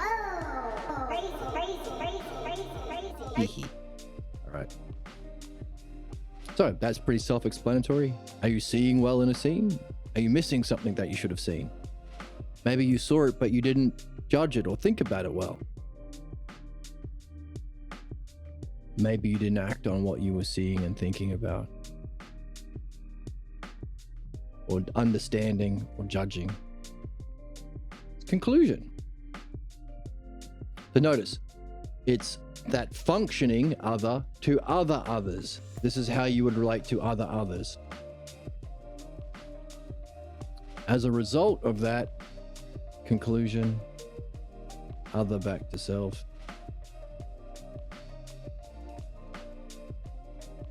Is there a certain role that you played from that state of mind and functioning? Which would be the synthesis, but it has to relate back to the beginning. How does that role lead to your goal? Was it a success or failure? And how does that goal relate back to your state of mind?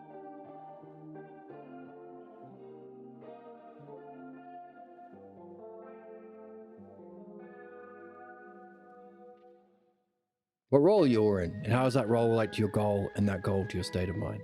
Is that curious?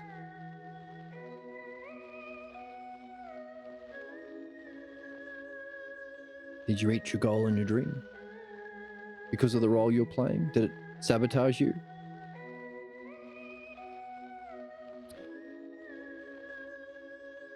Notice we can see the symmetry of this game here. We can see the different terms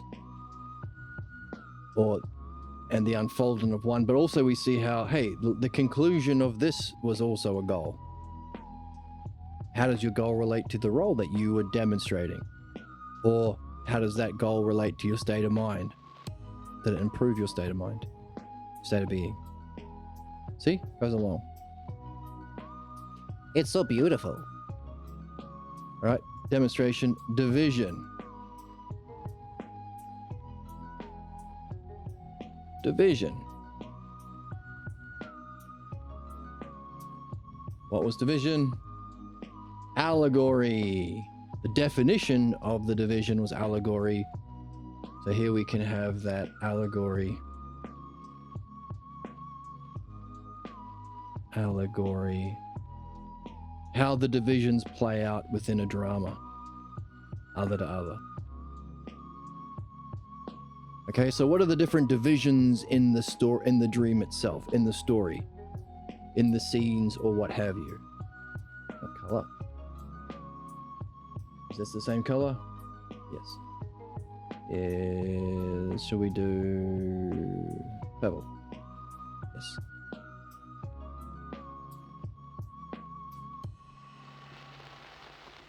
Definition.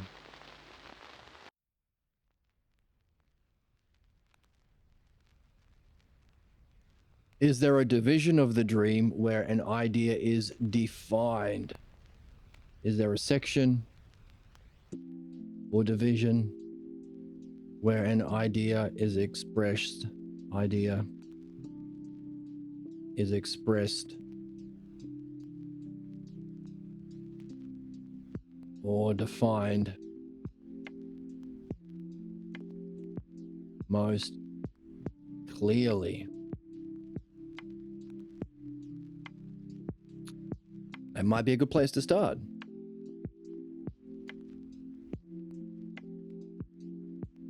Demonstration. Is there a section or are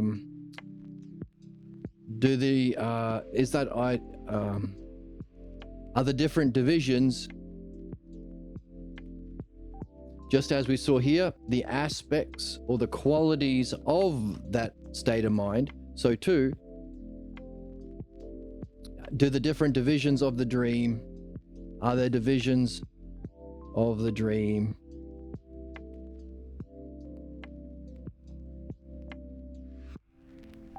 that demonstrate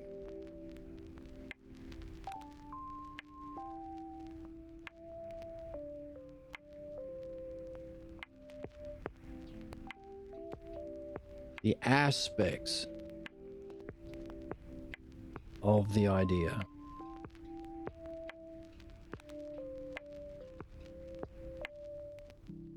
A development like the same idea or theme or state of mind or issue or puzzle expressed in different ways. So we could call that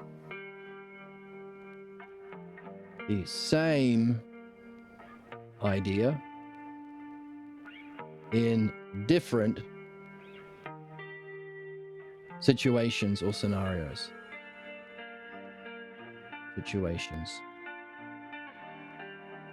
Or same is to different. Self is to other. See, same and different. So we're using sameness and difference, which were the key ideas explored in the book. Maybe now we're seeing, because of the role sameness and difference plays in analogy, which is used in creation of reality and the book and our dreams, maybe we can see why the author picked sameness and difference to explore whether or not there is any validity to it's all relative.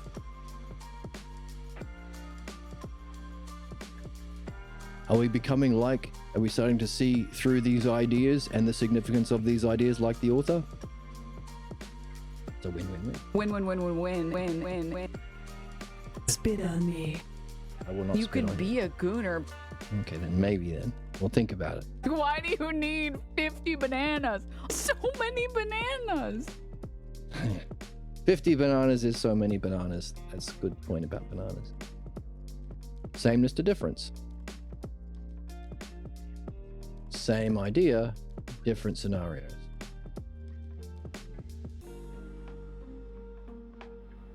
So is there an idea that's like more nuance is expressed? Therefore, your dream analysis could be comparing two different scenes. Oh, that's interesting. Same idea, but different this time. I was doing this at home, but here I was doing it in the workplace. Or this kind of relationship, but then I was in a different relationship where it's expressed slightly differently. Same idea though. Divisions. Other to other. Okay, what would that be? Different situations, but a different idea. Is there a contrast to the divisions of the dream? Different scenes or what have you, or different dreams even. You have a collection of dreams over a few days. Showing contrast.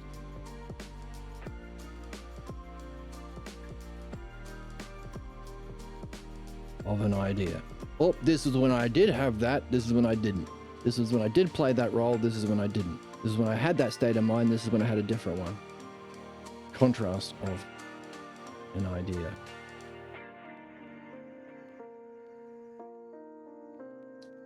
Difference to difference.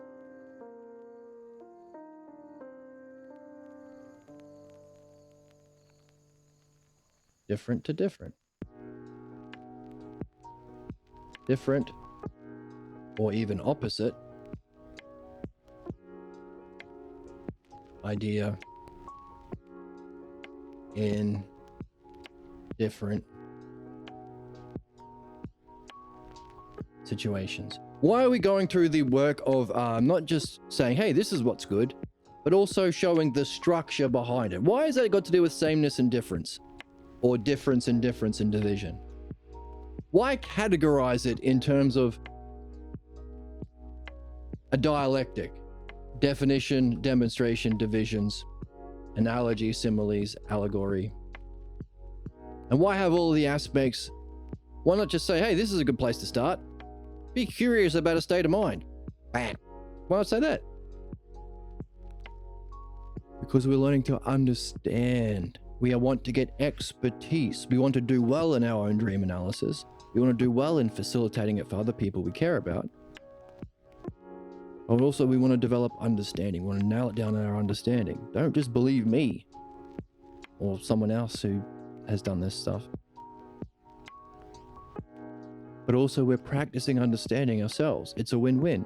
We're understanding the thing and practicing the activity of understanding, and we're having the best fun playing the best game, Homo Ludens, man the player.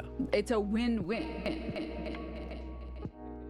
Win-win-win-win-win-win-win-win-win. It's a win-win-win-win-win-win-win-win-win-win. I'm just thinking about being hot. Emma's thinking about being You can be a gooner. She can be a gooner. So that's the significance. That's why we're nailing it down. Otherwise, we have nothing. If it was just opinions, then we would lose to Oprah, because she has all of the support from the billionaires to market her own opinions as truth. She was the one who presented us with Dr. Phil and Dr. Oz, two fascist Nazi fuckheads who are destroying the world as members of the Trump administration of death and destruction. Congratulations, Oprah. Enjoy your private island and your underground bunker. See, she's the sort of person who does, well, these are my opinions. These are my beliefs. This is my truth. If we were just doing dream interpretation, we would lose to Oprah. We couldn't offer more billions of dollars to market our bullshit opinions, or a claim to speak for God like the religious, or a claim to speak for common sense, down home yokel values like an American senator. or claim to be a genius because we have $1 billion like Elon Musk. All of these fascist fucking lies that justify belief and ignorance as, well, ignorance and injustice, belief vindicated as truth, goodness, or expertise. You don't have that. Our role is understanding and truth, actual benefit, and actual understanding for expertise. You can see the truth for yourself in its structure, its logos. You can then benefit by doing it yourself and benefit your friends. And in that practice of understanding and doing, you can develop expertise. And because the structure of the logos and dreams themselves and reality and analogy and creation themselves are not things that we are inventing as an opinion, they are fundamental principles of reality. You can take this with you wherever you go, in this lifetime and beyond,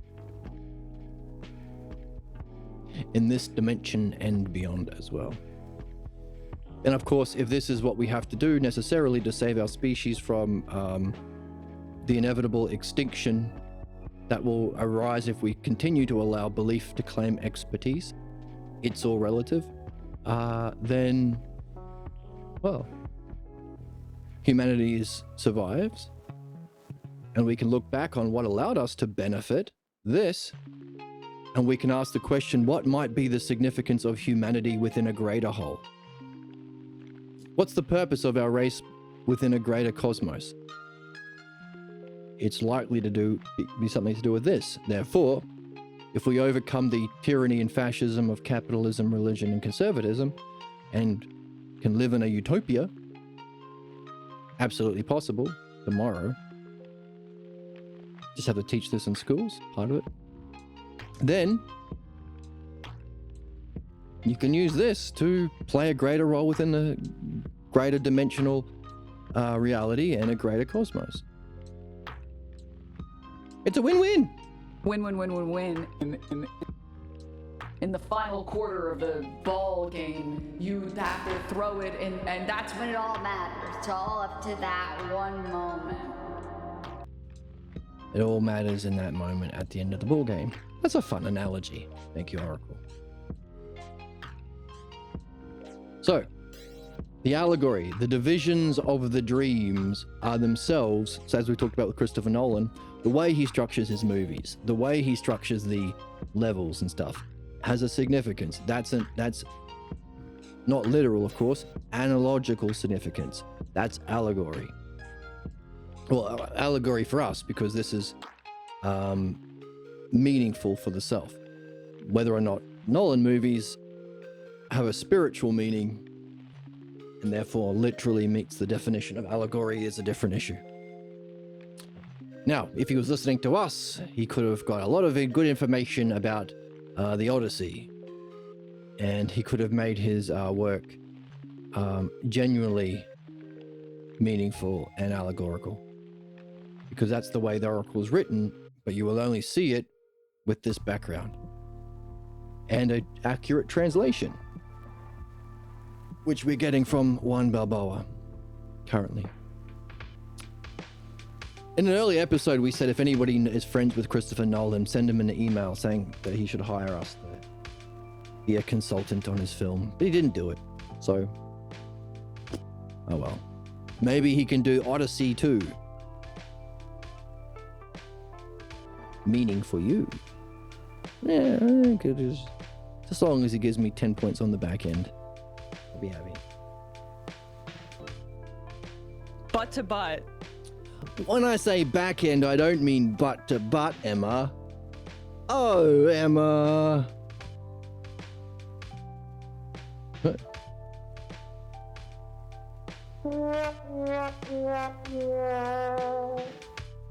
We didn't mean butt to butt back end, Emma. Gooners. All right, calm down, all of you. Goons of gooners. Goons. So, within the division, of the dreams expressing a drama allegorically through a story and narrative? Is there a section or division that Is there a section or division that defines the idea most clearly? Has that got your curiosity piqued? Is that where we jumped in? That we can jump in? Is there a demonstration of the vital aspects, just as we talked about the different states of mind, not just the high and low state, but the aspects? Did you have the good qualities? Are you demonstrating with excellence? Is there a demonstration of the aspects of the ideas, of the idea, to show its nuances? Same idea, different situations. How the idea develops, maybe. The aspects or development of an idea. We'll throw in the word development. That's a good word as well. We'll throw that in. To demonstrate the aspects over here, or development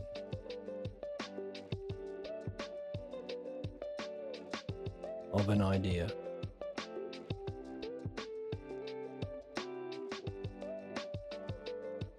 Oh, no space. Move it down a little bit. Right, you go here, and then you go here.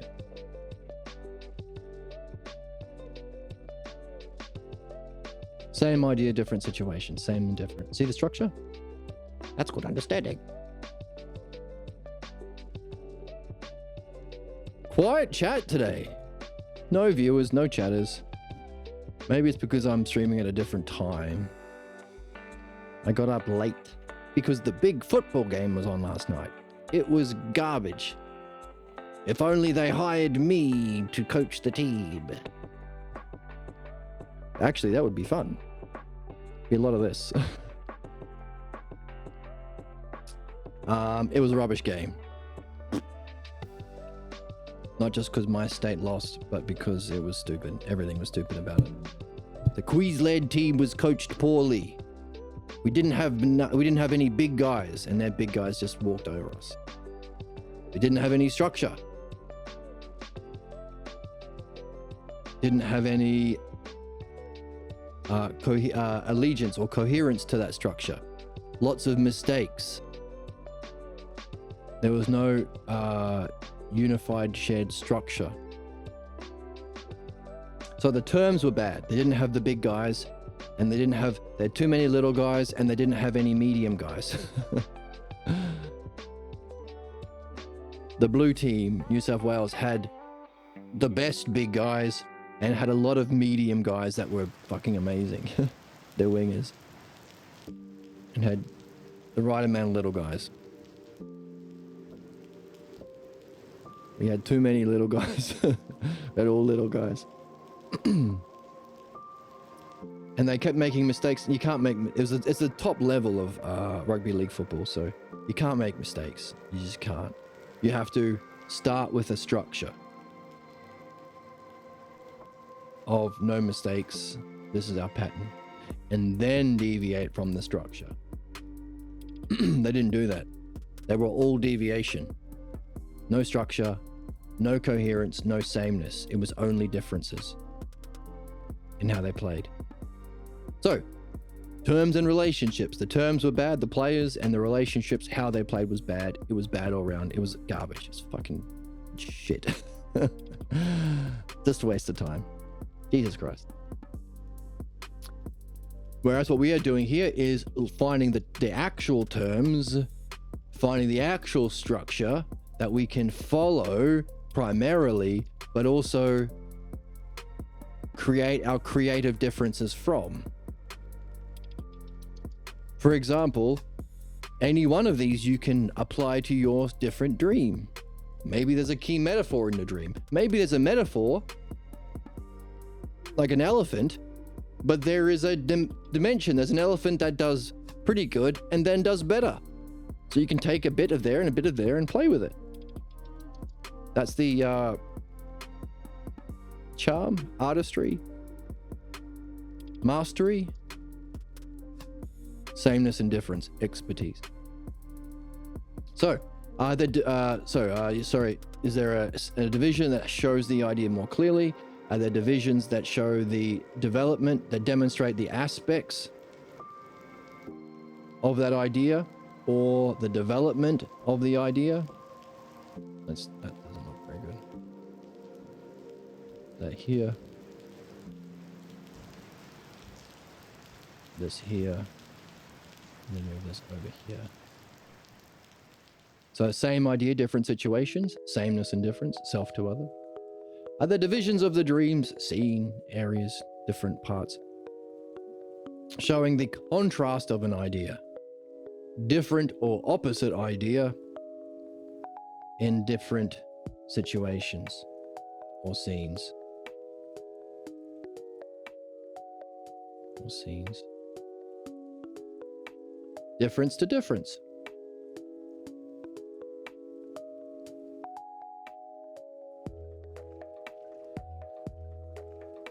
Kind of like what we're talking about with our ultimate goal.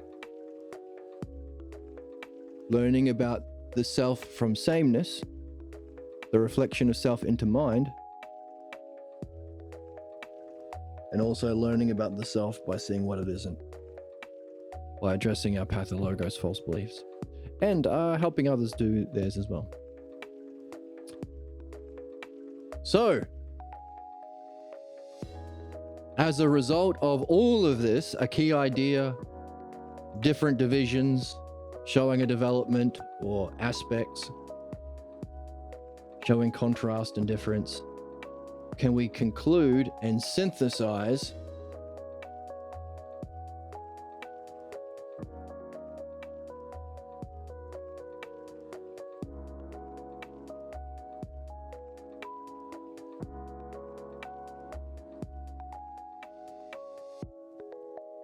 a key idea? In the divisions of the dream, is there a key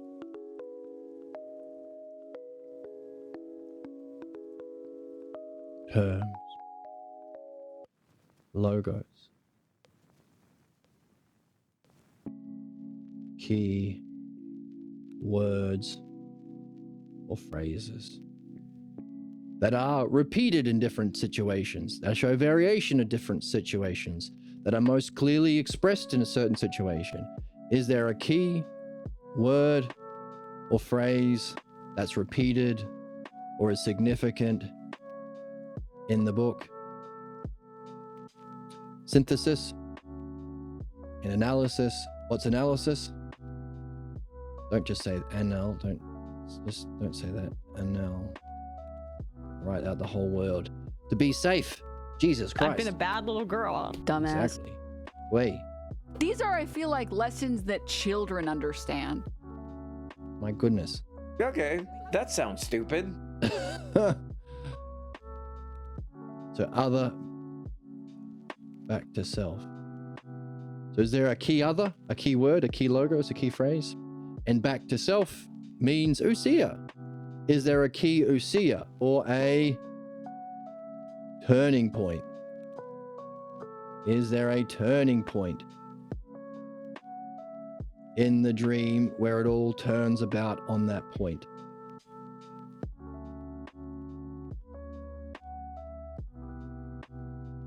Now, because we're using key logos and then key phrase, let's include the sameness or the principle, key ousia.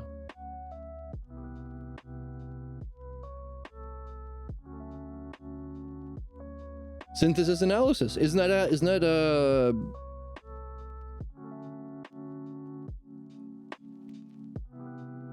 back here, the role that you're playing, is that the logos? How does your goal relate to your ousia or state of mind?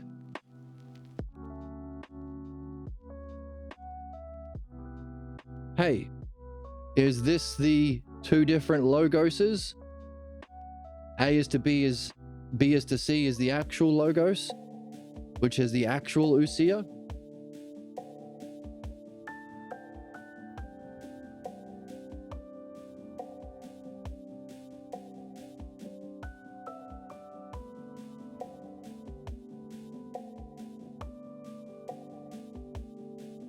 The true logos of the Dharma, true teaching, true logos.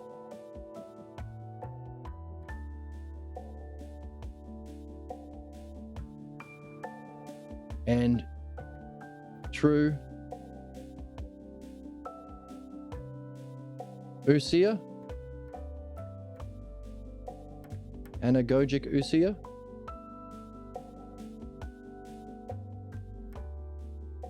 Is this A is to B is this mean analogy? Is this the truth of the logos? Is this what the logos all comes down to? And are you turning about on the highest term in the best possible way? Therefore, true ousia?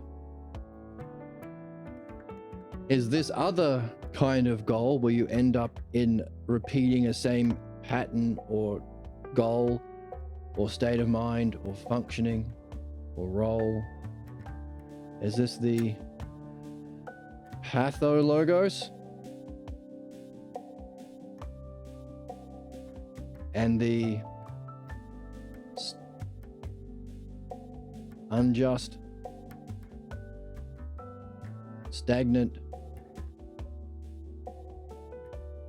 ousia?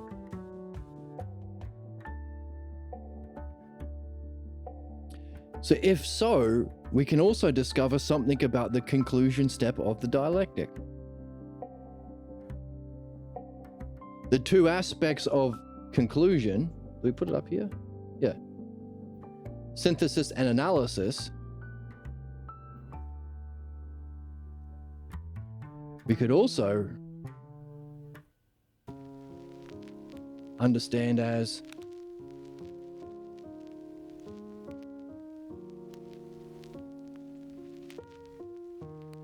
the logos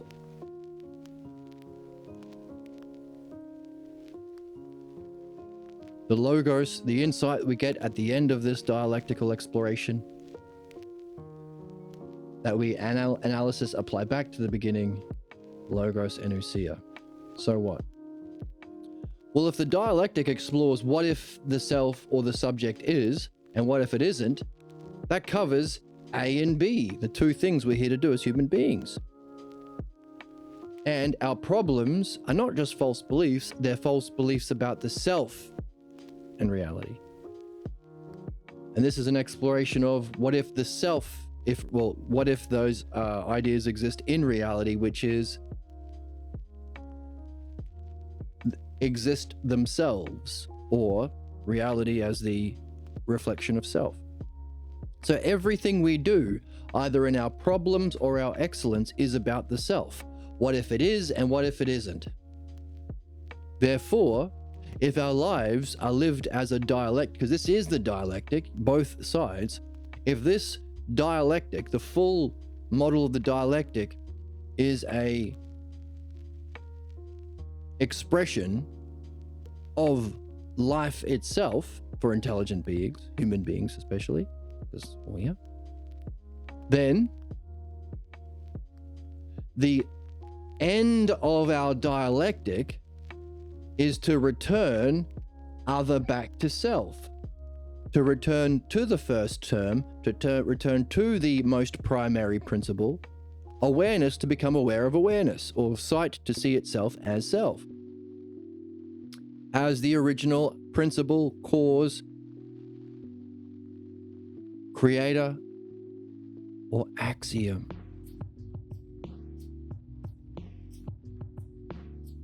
And that happens as a result of exploring our problems if self isn't, and our excellence, but our return comes with synthesis and analysis. So in other words, we can push the implications of what we're seeing and say the end of our life lived well is you return with the logos of self on an turning about analysis, synthesis. You gain a key idea or a key word or a key phrase or a key insight into what the self is or isn't. No, about what the self is beyond is and isn't, beyond existence and non-existence. That's the logos. So you return with the self logos. And you're returning on the original idea of self, ousia, self ousia. So our goal ultimately is to master the self logos and take it with us in self ousia. Isn't that interesting? Because that's the two buttons we have. Have the buttons on the board? Here we are. No. In the human game, to write again on the board because it's a new board. We have a X button and Y button on the gamepad of being a human.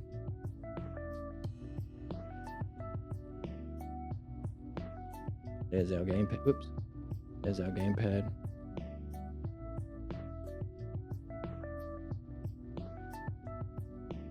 That we use to crush the turts. Perchance. There's Mario there.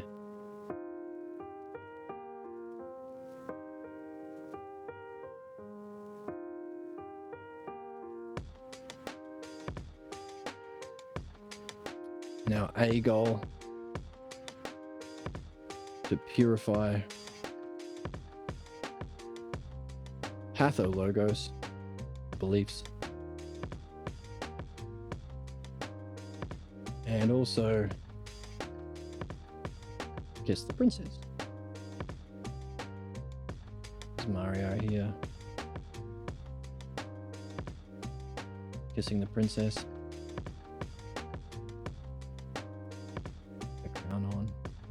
Lovely hair, no sweet boobs,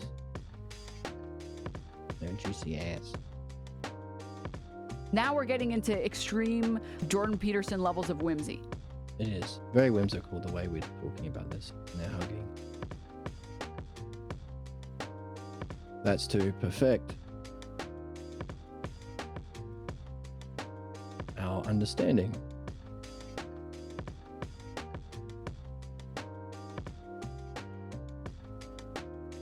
Or the logos.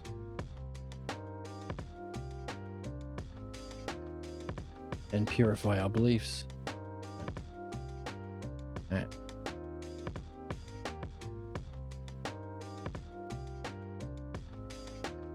Or the pathologos.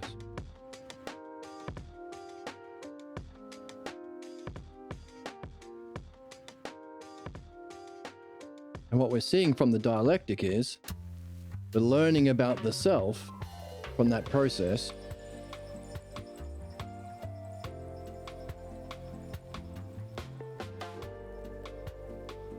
learning from if the self isn't, it's all relative, doesn't have an existence, and learning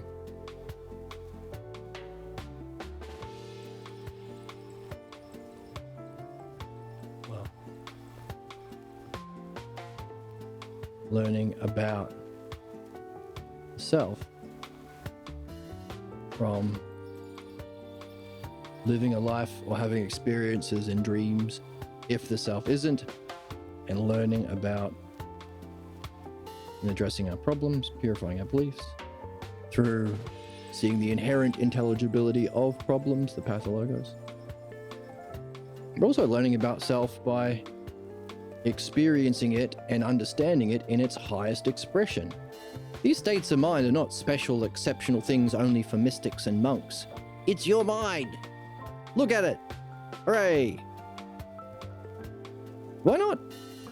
The only thing that says don't look at your mind are these pathologos beliefs that say you can't, or that the realm is evil with demons because the Bible says so, or some bullshit, or that's not said in the Bible, but preachers will say that horse shit to keep you ignorant and abused by them. Some limiting pathologos belief. I'm not good enough. I'm a small bean. I'm a bad noodle. Or reality isn't good enough.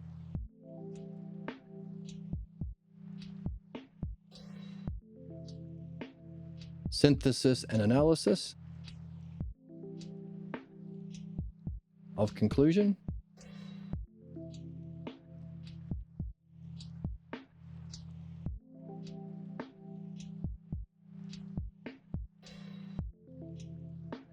Giving us the knowing, the definition and demonstration.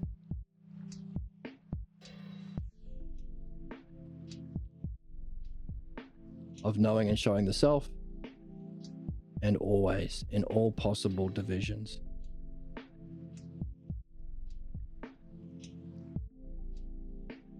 Therefore, the dialectic we've been going through in removing our problems, in reaching our excellence of understanding and reading, in applying it to our dreams, is also a training for knowing the self, or represents our ultimate goal.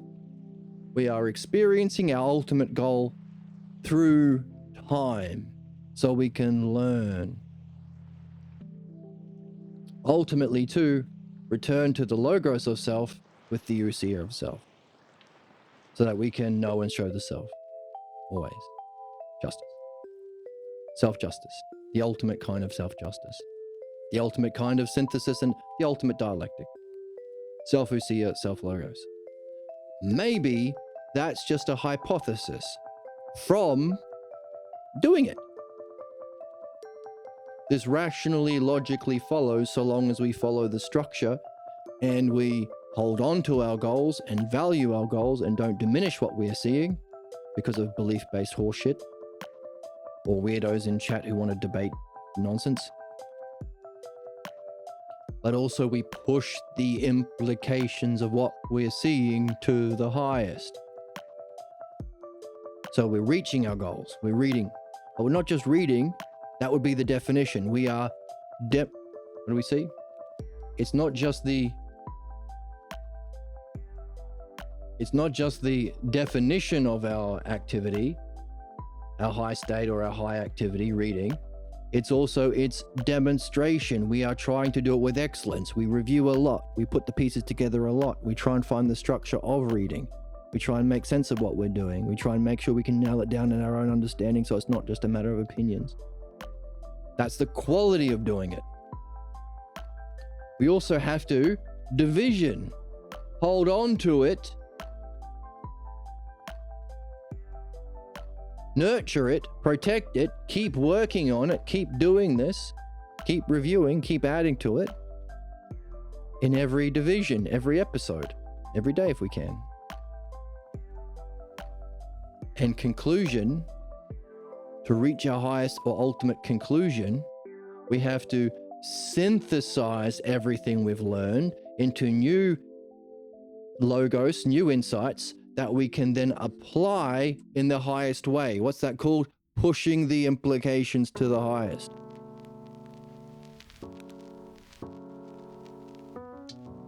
Only in doing that have we come to a deeper insight into our purpose as human beings. The X and Y button, ousia and logos, is to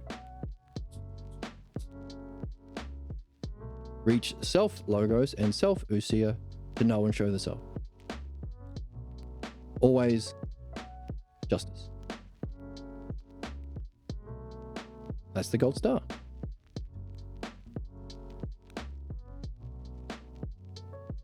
Should make it a similar color. Make the gold star look like Mario and the other ones.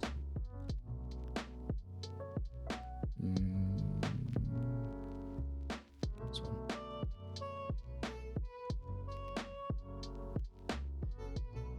Oh.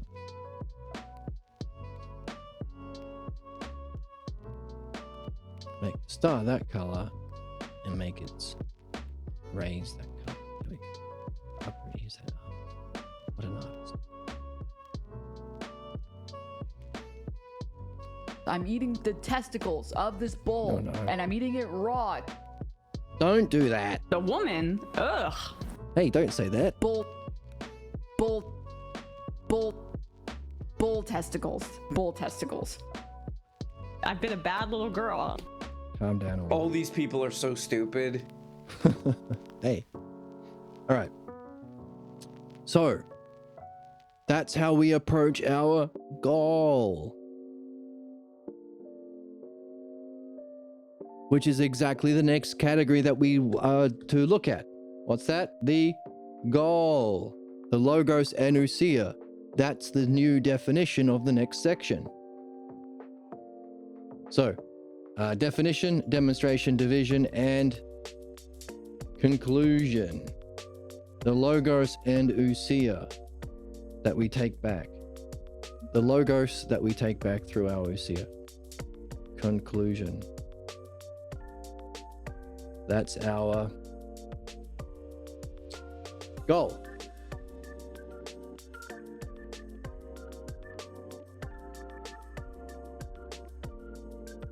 Our analogy goal. And there are two kinds of lives you can live. One in the A is to B as A is to B, solidifying yourself in the ignorance you were born here to address, or A is to B as B is to C, to learn the actual logos and the actual activity of ousia, or activity of logos in knowing of ousia. What was it? Conclusion, the analogy, goal, our goal, other back to self. The analogical meaning of your goal in the dream. Color. Let's do another blue.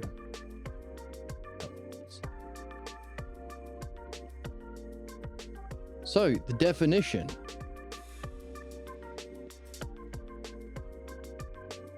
The sameness. What's the choice of goal? The definition. Is that a curious? Hey, what was your goal in a dream? Well, this was my goal. Is that a curious? Your choice of goal? Now, that might not be relevant to this particular dream you're looking at. Again, this is the model. You use it, you choose creatively, selectively to approach the specific dream you're looking at and the specific person. The dream will give you guidance into what's urgent or relevant for that person at this time as well. That's another level of seeing the dream.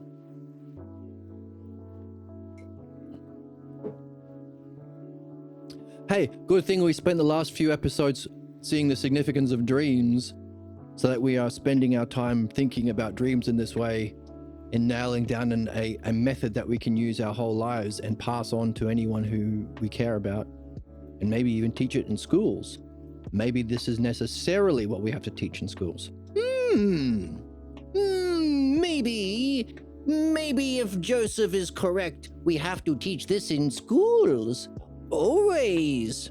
And maybe a species goes extinct if it doesn't. Could this be our next stage of evolution? To move to a higher dimension than three-dimensional? What did we talk about last time? One-dimensional entities? Grubs have sensation? Two-dimensional entities have perception and sensation? Cows and things. Three-dimensional entities have concepts like us humans. Four-dimensional entities have what? Higher ousia and logos. Do they reflect on dreams? And if dreams have an awareness of the fourth dimension of mind and the third dimension of physical, could the dream maker be a fifth dimensional entity? Therefore, if what's necessary for any species who've reached our stage of development, if what's absolutely necessary is to address this it's all relative cultural belief, and to teach dream analysis, moving us to a fourth dimensional intelligence, but also opening the door for fifth dimensional functioning of self like the dream maker, then this is the standard of education that we are to move into. Now, whether or not the rest of our dumb species listens, I don't know. But the point is, you can do it in your relationships and with loved ones. And hey, maybe you are a teacher. You can demonstrate, prove definitionally why this is necessary. And do dream analysis before morning tea time every day. So when I talked about coaching the football team myself, guess what we'd be doing for the first couple of hours before practice?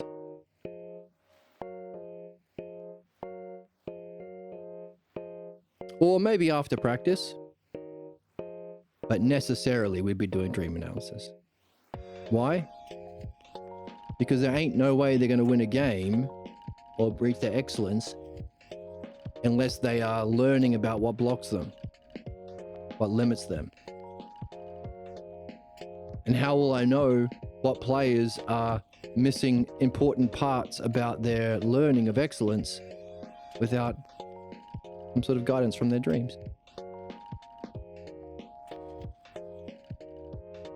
Betcha a nickel we'd win the finals. Anyway. It's not finals, it's just one game. And whether or not we win or lose, it would be a win. My fuck though. Every inch of the field and jersey and every moment of the game where it wasn't play. So many advertising, and all the advertising was the worst possible art. Corporate slop art. Hey, here's a dumb joke. Buy our insurance. Here's a stupid character. Eat our bad food. So us billionaires can become trillionaires. And you can all fucking starve and die. Every second, that was the art. All of the fences around the game. Every inch of the jerseys they wore. Even on the field, there was literal advertisements for fucking KFC and shit. Whenever the commentators say replay, they say, here is a McDonald's replay brought to you by McDonald's. Oh, fuck you. Why is our lives brought to us by McDonald's? Why is every second of our life experience brought to us by McDonald's? What the fuck made McDonald's king of reality? Jesus. Anyway. Sorry, that was a little bit of a rant. I mean, it's important to do because that's the absurdity and the horrors that follow if the self isn't. If we allow the beliefs of capitalists, conservatives, and the religious to rule over every fucking thing. Yeah, everyone's suffering. Everyone's suffering. That's why we have to, that's the importance of what we're doing here. Okay. But again, once again, I think did Joseph say this in the book? It's not to save humanity as much as, I mean, it will, but as much as doing our own exploration of these own ideas for our own self-benefit and taking what comes as we do that as best we can.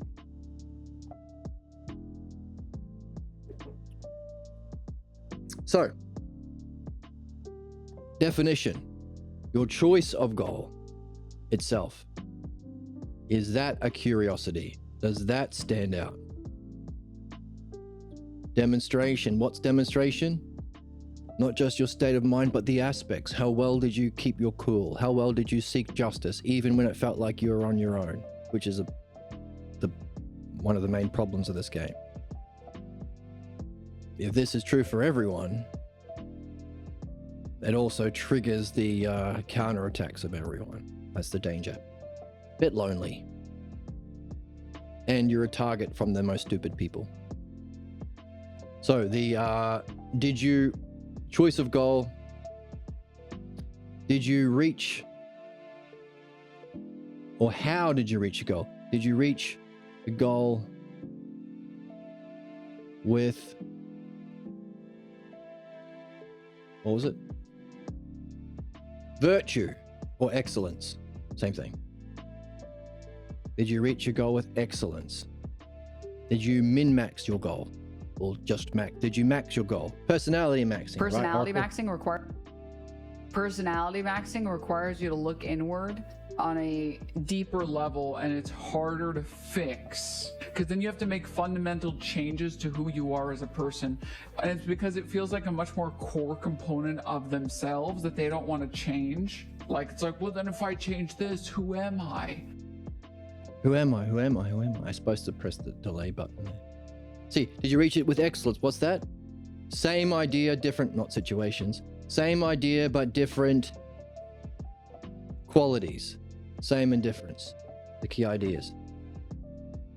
Same goal, but did you reach it with different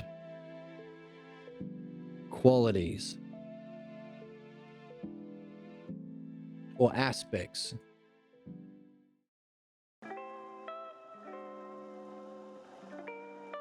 Did you seek to do it with the best good humor, wisdom, application of your highest insight and understanding, courage?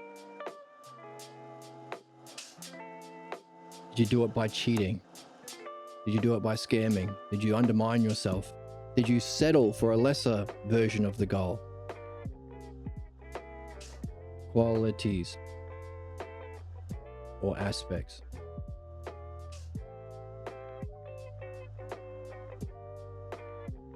Aspects is a good word, even though it doesn't fit. So, aspects. Did you settle for a lesser version of your ideal? That's a problem. Division.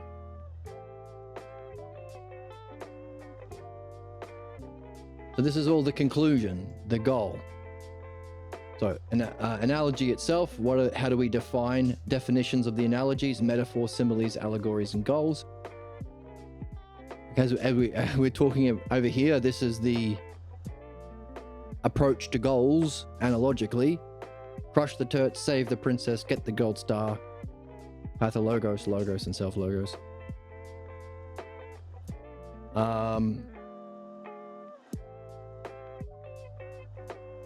Of those definitions, the demonstration, states of mind, let's unpack it. Allegory, let's unpack it. And goal, we're currently unpacking it. To find a puzzle in the dream to get puzzled about, to begin our exploration, to want to explore, and to, as the dream analysis midwife, as to focus on a section and open that up. Get puzzled about something. So the divisions, what are the divisions of your goal? One problem that you can have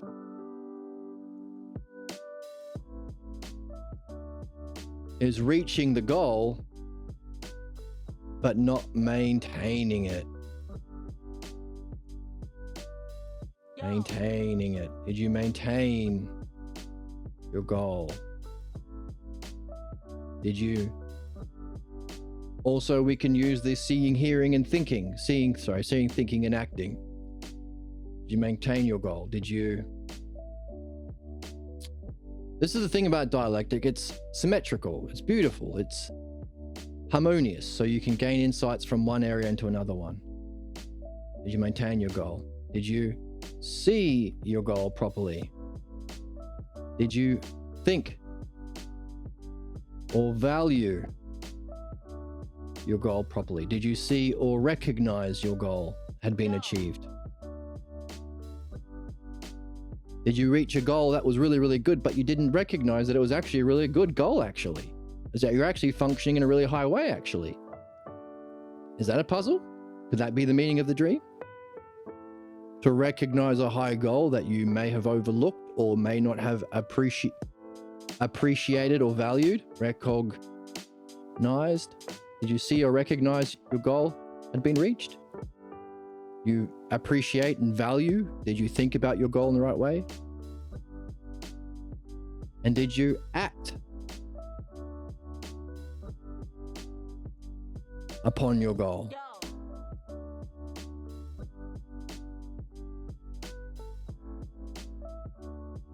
Or your seeing of your goal. Did you act accordingly?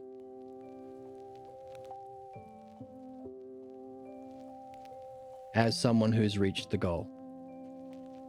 The divisions.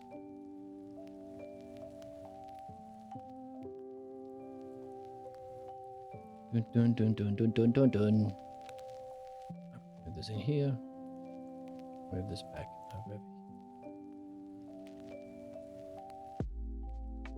And finally, now when I say finally, this is a structure of a dialectic of analogy, which the Dreammaker uses and all creation uses, so that we can participate in that same activity to raise our mind to the level of the Dreammaker and also see what he's created, see the messages.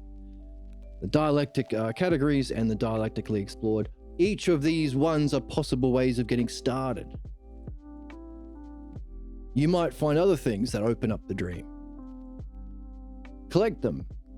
Contribute, because that would be your contribution to the tradition. This is a nice starting point.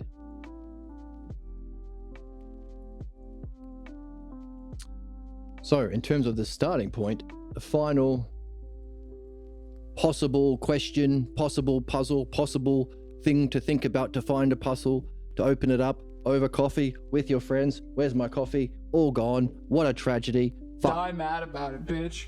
No, hey! Freaks. You're freaks. Get the fuck out. Okay, no, you're not freaks. The dumbest amongst us are like public intellectuals. It's great. Hey, that's true, but it's not great. It's not great. They're a weirdo. They're a weirdo. They are. It's a total shit show. Now, tell me about it. Conclusion. Synthesis and analysis. What's the logos that you can carry with you from your goal?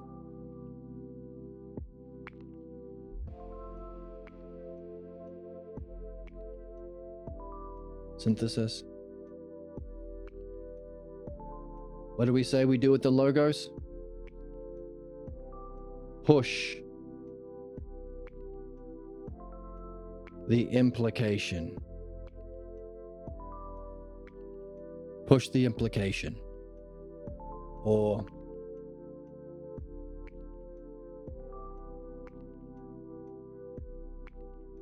hang on a second.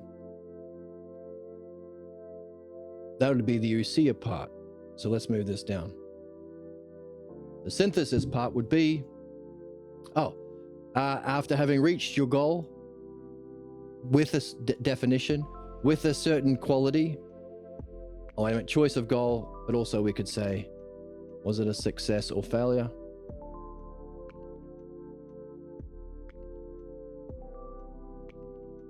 Within the drama of the dream, did you get it or not? Did you reach the goal with excellence, the way that you reached it? Did you maintain your goal? Did you fail to reach your goal because you didn't see it, value it, or act accordingly to what you were actually doing, what you were capable of, undermining yourself in your own actions, maybe? Now, synthesis takes us back to here. What kind of goal was it? Oh yeah, so maybe this is the success or failure. All right.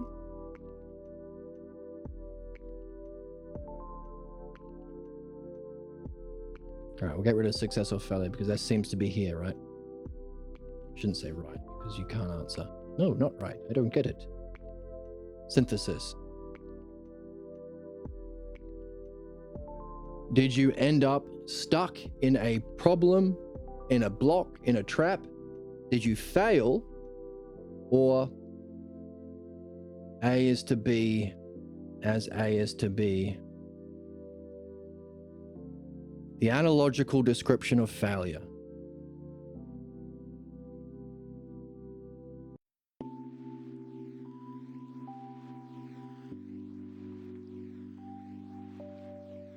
Why?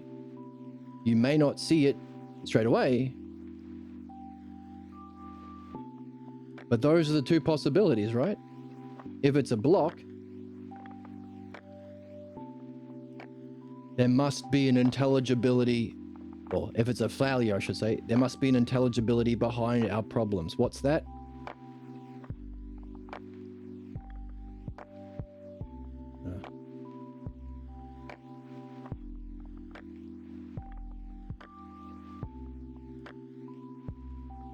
Synthesis and analysis.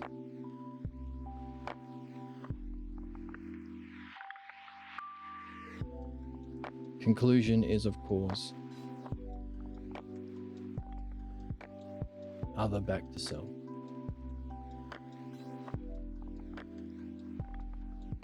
The other of synthesis and the back to self of analysis.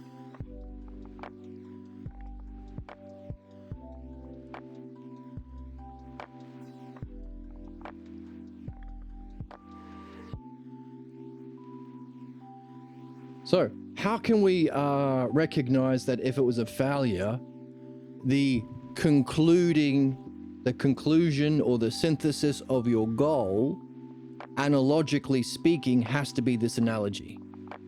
What's the principle? What's the axiom? That, my friends, would be axiom 2. Problems are solvable via recognizing its inherent intelligence. That's the pathologos. What's the pathologos? A is to B as A is to B.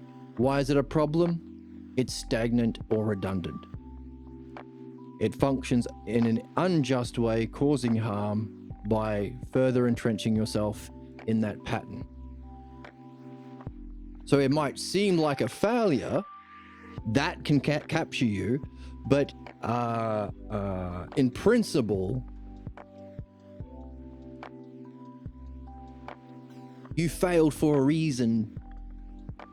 Our dreams are not chaos and stupidity and ignorance and all that garbage we get from people who don't know what they're talking about. You may not see how the way that you failed demonstrates the A is to B is A is to B problem, but we've already done a dialectic on it. It's the reason, it's the nature of human problems. See the 4 ways you could define human problems? Human problems are belief. Well, let's go further because you can reflect on belief to learn. It's not reflecting on belief and claiming that there is any expertise, benefit, or truth to belief. It's all relative, the name of the book. You can go a bit step further. Yes, okay, but technically, it's that, along with the fact that humans live according to it as a principle or axiom that motivates their soul. The axiom of do unto others that injustice done unto me. And we can even mathematically represent that A is to B is A is to B and understand why it's a problem. It's a redundant, stuck, stagnant analogy that imitates a lesser distortion of ousia. Taking the place of actual development, you spend your life doing shit development, fucked development, fake development, entrenching yourself in the ignorance of the beliefs that you got from childhood. So any one of those 4 answers are true. Therefore, if your messages are about your problems, axiom 3, you get guidance for your pathologos and logos both in dreams, then your conclusion, if it was a failure, is meaningful. If it's meaningful, it's about your problems. Therefore, employing principle 2, that failure has to be a representation of your pathologos, which, as we've done here, this dialectic here, is mathematically expressed as the analogy A is to B is A is to B. Therefore, when we started with the first kinds of things you can be curious about, the definition, is there any weird metaphors, objects? Any interesting states of mind, similes? Any interesting roles or parts of the story or drama, allegory? Was it an interesting goal? True Logos and the anagogic Usia, or the Pathologos and unjust stagnant Usia? Here we have it coming in again. As we opened up that final category, goals. Is your choice of goal curious? Did you reach it with excellence, its aspects or different qualities? Did you maintain your goal by recognizing it, seeing, thinking, and acting, valuing it, acting accordingly? And in conclusion, from all of this, can you recognize that you had what? Any of those things, did you fall down? Could you be improved? Could it be improved? Or were you functioning in a highest kind of excellence? A is to B, B is to C. The true Logos, the true Dharma, the true teaching, our true functioning, and true Usia, success. Was your dream a failure or a success? If so,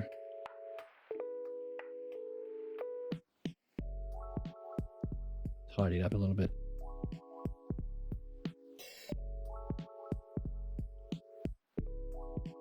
Excuse my persnicketyness, is that what it's called? No, my integrity of my art. Just want to get this under here. Conclusion, was it a failure or success? Was it a stagnant, redundant analogy, or was it a anagogic analogy? A mean analogy? So that's the synthesis. That would be the conclusion, the Logos, because that is the Logos. Logos means the understanding. A is to B, A is to B, or A is to B is to C.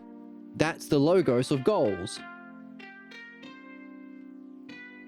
But there's one more step. It's not just Logos, it's Logos and Usia. It's not just truth, it's truth and humanness, the human application. So that's why we have two stages in the conclusion step of the dialectic. Not only is that synthesis, but do you do the Usia part? Do you push the implication? So reach your goal and go further. Develop it. Keep going. Keep going. Keep sharing it. Keep evolving it. Keep reading. Keep talking with your friends over coffee. I'm out of coffee. What a disaster. Calm your fucking tits. All right, I'll calm down. I'll calm my tits. You've been a bad little girl and you're getting a Hey. vigorous spanking. Listen and learn, morons. This is gangster. Thank you. It is gangster. And she spit on him also. Hey, that's not necessary. Gooner! Keep going to what?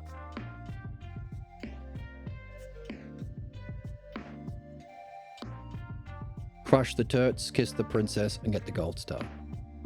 Ultimately, the self-logos and self-usia to know and show the self.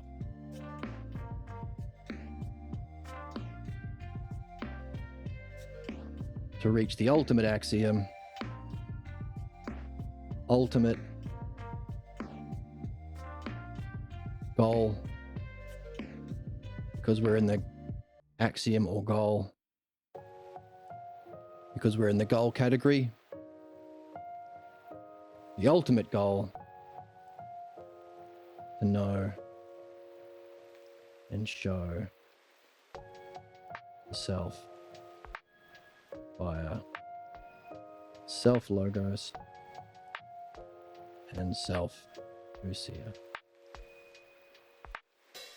Question mark? It's a question mark because it's an axiom that we have to rationally trust, but also have good reason to trust, but also it's just a theory until you get there. Only when you get there will you be able to confirm whether or not this is true, or if we miss the mark, in which case you can add to it, you can improve it, you can correct it, And you can share it with us here in the community as well. You can join the Discord and share it. So, 4 possible categories to guide your opening reflection on your dream. Within those four possible divisions, giving us 4 times 4, 16. 16 kinds of questions that you can ask about the dream to gain an initial curiosity or starting point or puzzle or question. It's all about analogy. Something about the particulars of the dream that you are wondering about its meaning. That's analogy, particulars to the general or particulars to the meaning. And that's how we do dream analysis.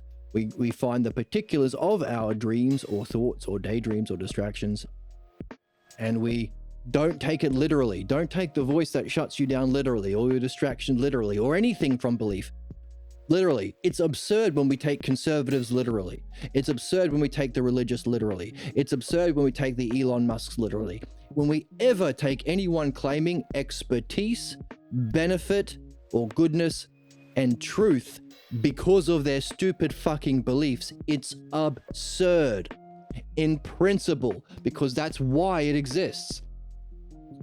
To claim that whatever it is, that everything's a matter of personal opinion, perspectives, experience, or belief, it's all relative, finishes with absurdities, finishes with horrors.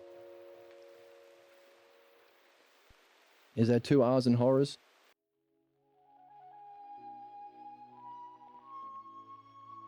Yes.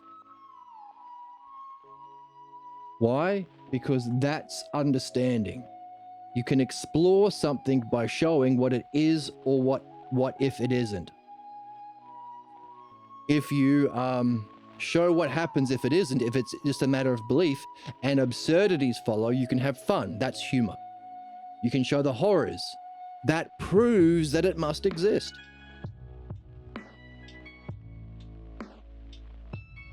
Or if it did exist, that would happen.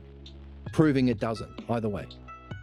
Or you can take the positive if you explore what happens if it does exist and it shows that it necessarily has to, justice, or there's a harmony or symmetry or beauty if it follows, that's standards of goodness that show it's true.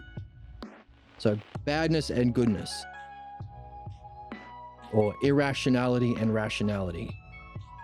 So beauty and horrors, goodness and badness, absurdities and necessity, rationality as well. Reason and empathy, good heart and good head. So again, the dialectic proves the truth by either showing what happens if it isn't or what it is, which is the standard of reality. We're learning about ourselves by addressing our pathologos and seeing what happens if it isn't, and also reaching, perfecting the logos of our peak experiences, not physical experiences, our peak experiences to look at what happens if the self exists.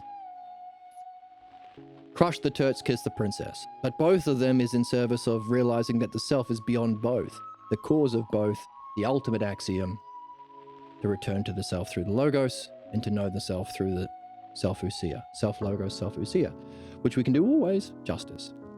So there's our aspects of the dialectic: definition, demonstration, knowing, showing, division always, synthesis and analysis, logos, and ousia, self.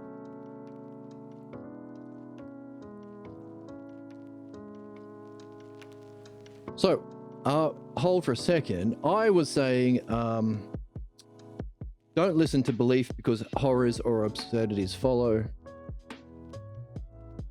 Right. You don't listen to anything based on belief. So anything that claims a expertise about the self, any idiot who wanders up to you and says, you can't do it because you're a dumb broad. The hell's wrong with you people? You sick freaks. Say that they are sick freak. Anyone that says that your mind can't know reality, what are you, greater than Einstein? You say to them, I'm so unsettled. I am so unsettled. You say that you're so unsettled. But what we do wonder about is why that particular came up for me now. It's not literal, it's analogical. Now, we do share a world with idiots who are not in this. We've defined idiots last time. Those most loyal to their beliefs. most in conflict with their head, intelligence and understanding, and their heart, development, empathy, and care. In other words, those most attached to, which is the functioning of belief, by the way, so therefore the most loyal to beliefs. And the least open and curious questions humanness and seeking the way of answering questions through the logos, questions and answers. Usia and logos, state of mind, curiosity, and reason as the standard of goodness. Which is why everyone on this channel is the best. Hooray for you all. To all of you, No, I say, you're not. The one that's mentally unwell. You're brave. You are crossing into new boundaries. You are brave and crossing into new boundaries. That's so funny. Yeah, it is funny, isn't it? But also it's true. So, using analogies to go from the particulars to the general, the specifics to the meaning. It ain't literal. Taking reality literally, or beliefs literally, or the dramatic expressions through time becoming literally is ignorance, is belief, is imitation. It ain't literal. Even when you're learning expertise, you are seeing the shadow as the surgeon does the surgery of the higher knowledge. His knowledge isn't doing the surgery, that's a expression of something higher. So too, when we want to get expertise of ourselves, to know and show the selves, we need to learn how to go from the particulars to the meaning, which is the functioning of analogy or thought. So we can find the 4 general categories of analogy, fitting it in the dialectic: metaphor, similes, allegory, and the final goal, which is the 2 kinds of analogy as a result. Which of them can you not see the connection? Which can you not make that jump? Look for a puzzle. Or what does the dream seem to be picking on? Because maybe you think you know the answer, but the dream really seems to be hammering home this metaphor or this state of mind or this repeated theme. That's another step. You write down what you think it means, but you wouldn't be getting the dream for no reason. So you can write down what you think this metaphor or theme or any one of these 16 things seems to be about, and then focus on it, ideally with a friend in the game. They ask you the questions, whatever, to reflect on it. And then at the end, when you see the actual meaning, you can say, oh, this was a message about this false belief that I'm carrying that undermines my excellence or whatever. My next step is to apply this insight from dream analysis into my everyday life to test it. Hang on a second. I've got my original definition of what the dream was supposedly about right here. I wrote it down before I did the dream analysis. I can compare my original thought to my actual conclusion and have a real life example of being able to demonstrate my understanding right here and right now. It's a win-win. It's a win-win-win-win-win. That can speed up your process and development because you have a possible real-time example of the very thing you've just been learning about to apply it to. Now, some people say, well, that requires a certain level of sophistication and good heart and good head, intelligence and open-mindedness to play that game. In fact, that is said in the Philosophical Midwifery Orange Book too, by the author of this book, Pierre Grimes. But nonetheless, if you're up for it, do it. You can move as fast as you want. You can move quickly like a rogue or a thief class, or you can move slow and cumbersomely like a paladin or whatever. The twist is finding those others out there, those rare birds with a good heart and good head, who are interested enough in you and what you're doing to play this game and develop, evolve together. It's a win-win. It's a win-win-win. Win-win-win. Because you can then give birth not to children, but to creations together as a result of your development.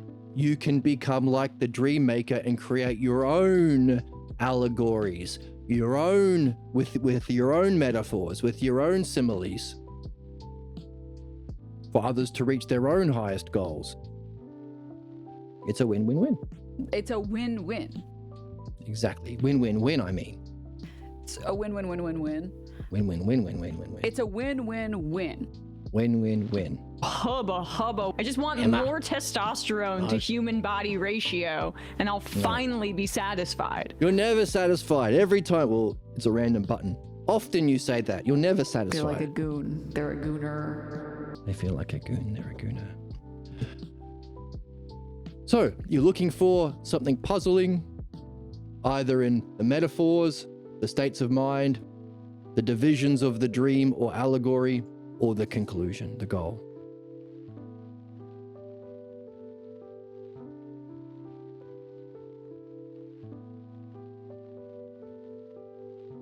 More particularly, well, we don't have to really expand the metaphor out, like the objects or the furniture, that's metaphor. But we can expand the others out. Hey, states of mind. Have you noticed a high state that stands out to you, or a low state? You can even map the highs and lows on the chart with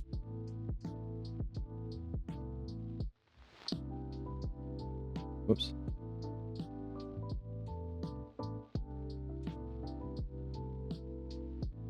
The drama. You can even do that. I was in this really high state, or I was in this really low state right after an insight or whatever. Hey, not just the states of mind, but the aspects. Had this quality. I was keeping my cool here, or I lost my cool here, or I was having fun here, even though that's a part of it too. The aspects of this, the excellence aspects. The way your state of mind functions. Hey, from that state of mind or in the dream, were you seeing well? Were you thinking well? Were you acting well? As a conclusion, what was your functioning or role? How does your logos or role relate to your goal? And how does your goal relate to your state of mind? Was it a goal that further nurtured and developed your high state of mind, or took you out of your low state of mind? The divisions of the dream themselves. Can you divide the dream as a whole into its parts, or scenes, or sections? Or maybe you've got a series of dreams over a few days. Is there one particular section where it's really obvious, it's really clear, it's expressed or defined most clearly? Is there a division of the dream where an idea which demonstrates the aspects of the idea? Different divisions show its development, or the nuances in same idea, different scenarios or situations. Or maybe the divisions of the dream contrast, show when it is and what it isn't. It's opposite. Hey, here it was this thing, but here is the opposite. Hey, that's a good way of communicating from a fourth dimensional entity through symmetry of time. Maybe fifth dimensional because it also contains your own personal self-development. So we can wonder about what level of intelligence or dimension of seeing the dream maker has. Because that's axiom 4 of the game. We reach our ultimate goal of knowing and showing the self via the self logos, and we have to improve that. Synthesis and analysis, self logos and self ousia. See? Development, we're learning stuff. Reachable through dream analysis and reflecting on the dream maker itself. So these questions as we go that we can develop, build, add to, hone, polish up about the dream maker itself is necessary. What level of dimensional intelligence must it have?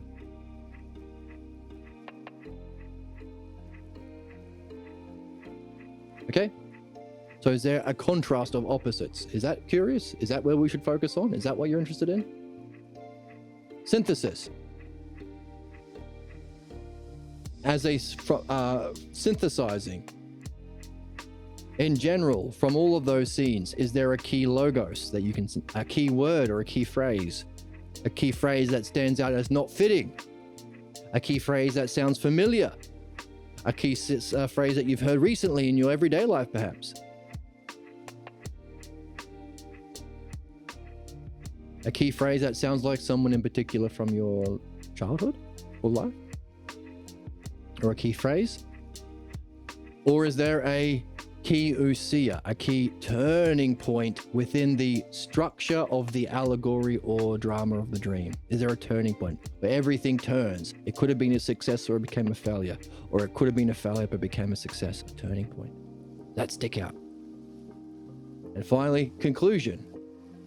Was your choice of goal in the dream curious? Hey, did you, the way you reached your goal, the aspects, did you do it with excellence, or did you settle or sacrifice in a negative way, or cheat to get there? We don't want someone winning the World Cup by cheating. We want to see Messi or whoever it is, Haaland, perform their most just and most excellent, don't we? Division. Did you maintain your goal? Did you recognize or see your goal? Did you think or value your goal? And did you act accordingly to the goal that you'd reached? Or maybe your dream is telling you, hey, you're doing something well, you just haven't recognized how well you're doing. You're doing something really well and you've recognized that you just don't value it enough. You haven't seen the significance of what you're doing really well. Kind of reminder dream. Or you're not acting upon how great you're actually doing. Even though you recognize it's great, you understand it's great, but you're not acting accordingly. The divisions of that goal with excellence. And finally, conclusion. The logos, which of the two logos was it? Was your goal a success or failure? If so, have you seen? Are you curious about the kind of failure? Is that what stands out to you as most puzzling? Was it a success? Are you curious about the actual anagogic analogy behind your success? If that's the synthesis or logos, what's the ousia? Maybe you reached a good goal with excellence and you valued it and you acted accordingly and you maintained it. You also have recognized the nature of the success, but you need to now push the implications. Keep going. You had success, keep going. You had an insight, apply it, as we've been doing. We applied all of this insights that we've been doing today to recognizing that our ultimate goal we've been wondering about is a dialectic. Why? Because we recognize the synthesis and analysis was the logos and ousia, which are the two buttons we've been using. Push the implications, especially about the dream maker itself. Keep going. To do what? To reach your ultimate goal or axiom, which may or may not be knowing and showing the self via self logos and self ousia. So that's an example of pushing the implications there. We're using our own insight to better define this possible way of opening up the dream. So 4 kinds of analogies unpacked into 4 different metaphors and unpacked. These are the kinds of metaphors, I suppose. So it is. Oh yeah, it's the things themselves, which is metaphor. Anyway, so 4 kinds of analogies to get curious about, 4 subdivisions, and it's all within the dialectic to help you remember them. So you can take them with you everywhere. Write them on a card if you want. I used to have a card folded up that I'd sit on a table when I was doing dream analysis with people, or having it done to me. And little pictures to describe these little elements. You can have this. So 16 possible ways of becoming curious about your dream, opening it up. Because remember, the Oracle always tells us... You're not going to magically force someone to want to get better. You have to come to that conclusion yourself. You have to want to get better. You have to want to get better. You need that curiosity, that question to open it up. Also, This one. I don't want to eat a monkey. No, we know Joe Rogan doesn't want to eat a monkey. He wants to eat Bull testicles. Bull testicles. bull testicle. I have known people who go to therapy, but they don't actually want to grow and improve and change as people. They just use all the therapy speak to help, like, continue being a shitty person. Right. And we have, good point, as always, we have defined what it means to be a shitty person by doing a dialectic on human problems, bringing together the terms of the self-logos and its activity. Remember, there are only two things in relationships, terms and activities. The dialectic, there we go, defining the nature of human problems. Tell your friends, put it on a sticker, on your bumper sticker, on your car, and embroider it into a pillow and sell it on Etsy. Give me 10% on the back end. The woman? Ugh. Even if you're a woman, I don't agree with that sentiment. Wrong. You're so wrong. Oh, But that's goodness. okay. We're all allowed to be wrong sometimes. Emma's allowed to be wrong sometimes. So the axioms. Our wondering about our ultimate goal and how it reflects the dialectic, because we reach that an understanding about what self may be through exploring what it is and what it isn't, what the self is and what self isn't, which is of course the two categories of the dialectic. And our goal today was to use our understanding of analogy, dialectic, and the key terms from the book, Sameness and Difference, to figure out a way of becoming open and curious about our dreams, and nailing down a structure to remember it so we can use it, to open up dream analysis, considering the significance of dreams that we've already seen here in these axioms. Have we achieved it? I think so. Now that's the opening point. We can go back through, we started a few episodes ago to do the next, which was also for a dialectic of dialectic, the stages of doing dream analysis into midwifery to solve problems, which started with a question. So all of this was the opening question. I think we got through the first two. To see a problem in the dream, to see it demonstrated in your life, and then we started in the second one to see the divisions through your life to find the origin scene, and the conclusion would be, how do we address our earliest teachers of our fake ousia, our fake logos, our pathologos, and stagnant ousia, sufficiently using understanding to free ourselves from our problems. So we hadn't finished, but I'm kind of wanting to get back into the reading. So maybe we could leave that till the end. So a little teaser, because we have to, I would really like to get back into the reading and finish the dialogue, because the dialogue's almost finished. We'll see how it ends. But also, isn't it cool that we can take all of this seeing and insight and wisdom into seeing how the book concludes, and even judge the conclusion of the book? Because maybe it's not a conclusion. Maybe it's a invitation for you to do a sequel to conclude it differently, using this and using dream analysis. Maybe. And after the dialogue finishes, we have another section which is all about analogy. So that's another reason why we took time to do all this work and use the key ideas, sameness and difference, analogy and dialectic, to review everything, because there's a fourth section of analogy. Now we'll see how significant analogy is as one of the two activities of thinking, two major activities of thinking, as how we create, how we read, how we unpack our dreams and the significance of dreams, and how we're ultimately living a life according to these two kinds of analogies. So analogies are really dear to our heart now, super important for us, which is important considering We're finishing part 3 in the coffee shop in the dialogue. Part 4 is all about analogies itself.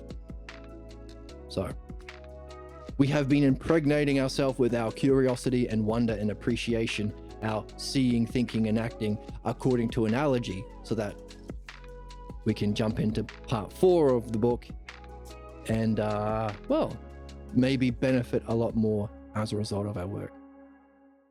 Curious? Can you use these? Can you use these 16? Write them down somewhere, put them on the fridge. And if you're lucky enough to have someone with a good heart and good head in your life that you get to wake up next to, then look at the fridge when you get the milk or your cereal or your coffee. Say, oh, which of these most applies to the dream that you just had, my darling? Or applies to the dream I just had? Worth it? Fun? We're having fun here. I think we're having fun. In a world full of injustice and ignorance that we have now defined, we or maybe there's some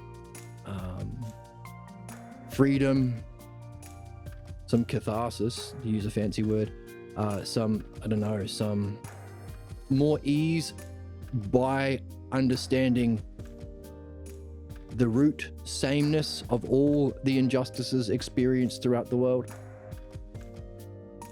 The sameness that we defined, belief, its functioning, claims to expertise, truth, or goodness. Its axiom people live by, doing unto others what's done unto them, and even its analogical expression, the stagnant ousia, the redundant analogy. But also, maybe we can feel better because despite everyone else being stuck in their problems, we can still make use of whatever time we have until the billionaires kill everyone or make everyone homeless. We can make use of whatever time we have to play the game, which is something we can take with us back into a better reincarnation beyond this world. Or, if enough of us get on board, create this utopia for our society today. Who knows, but the point is you can do it for your own soul and self. So hopefully that makes you feel better. Alright. Thank you for joining me. I hope you're having fun. If you want to donate to the channel, you can buy me a coffee. There is a link below. You can follow along on the Discord. You can notification go live. You can find the text that we're reading. A link to that below. And you can follow me on Twitch. Follow me on Twitch or YouTube if you like. Hey, good luck with nailing those questions down. I hope that dialectic structure helps in remembering them, but also in learning the dialectic too. Pleasant dreams. I'll see you in the next one.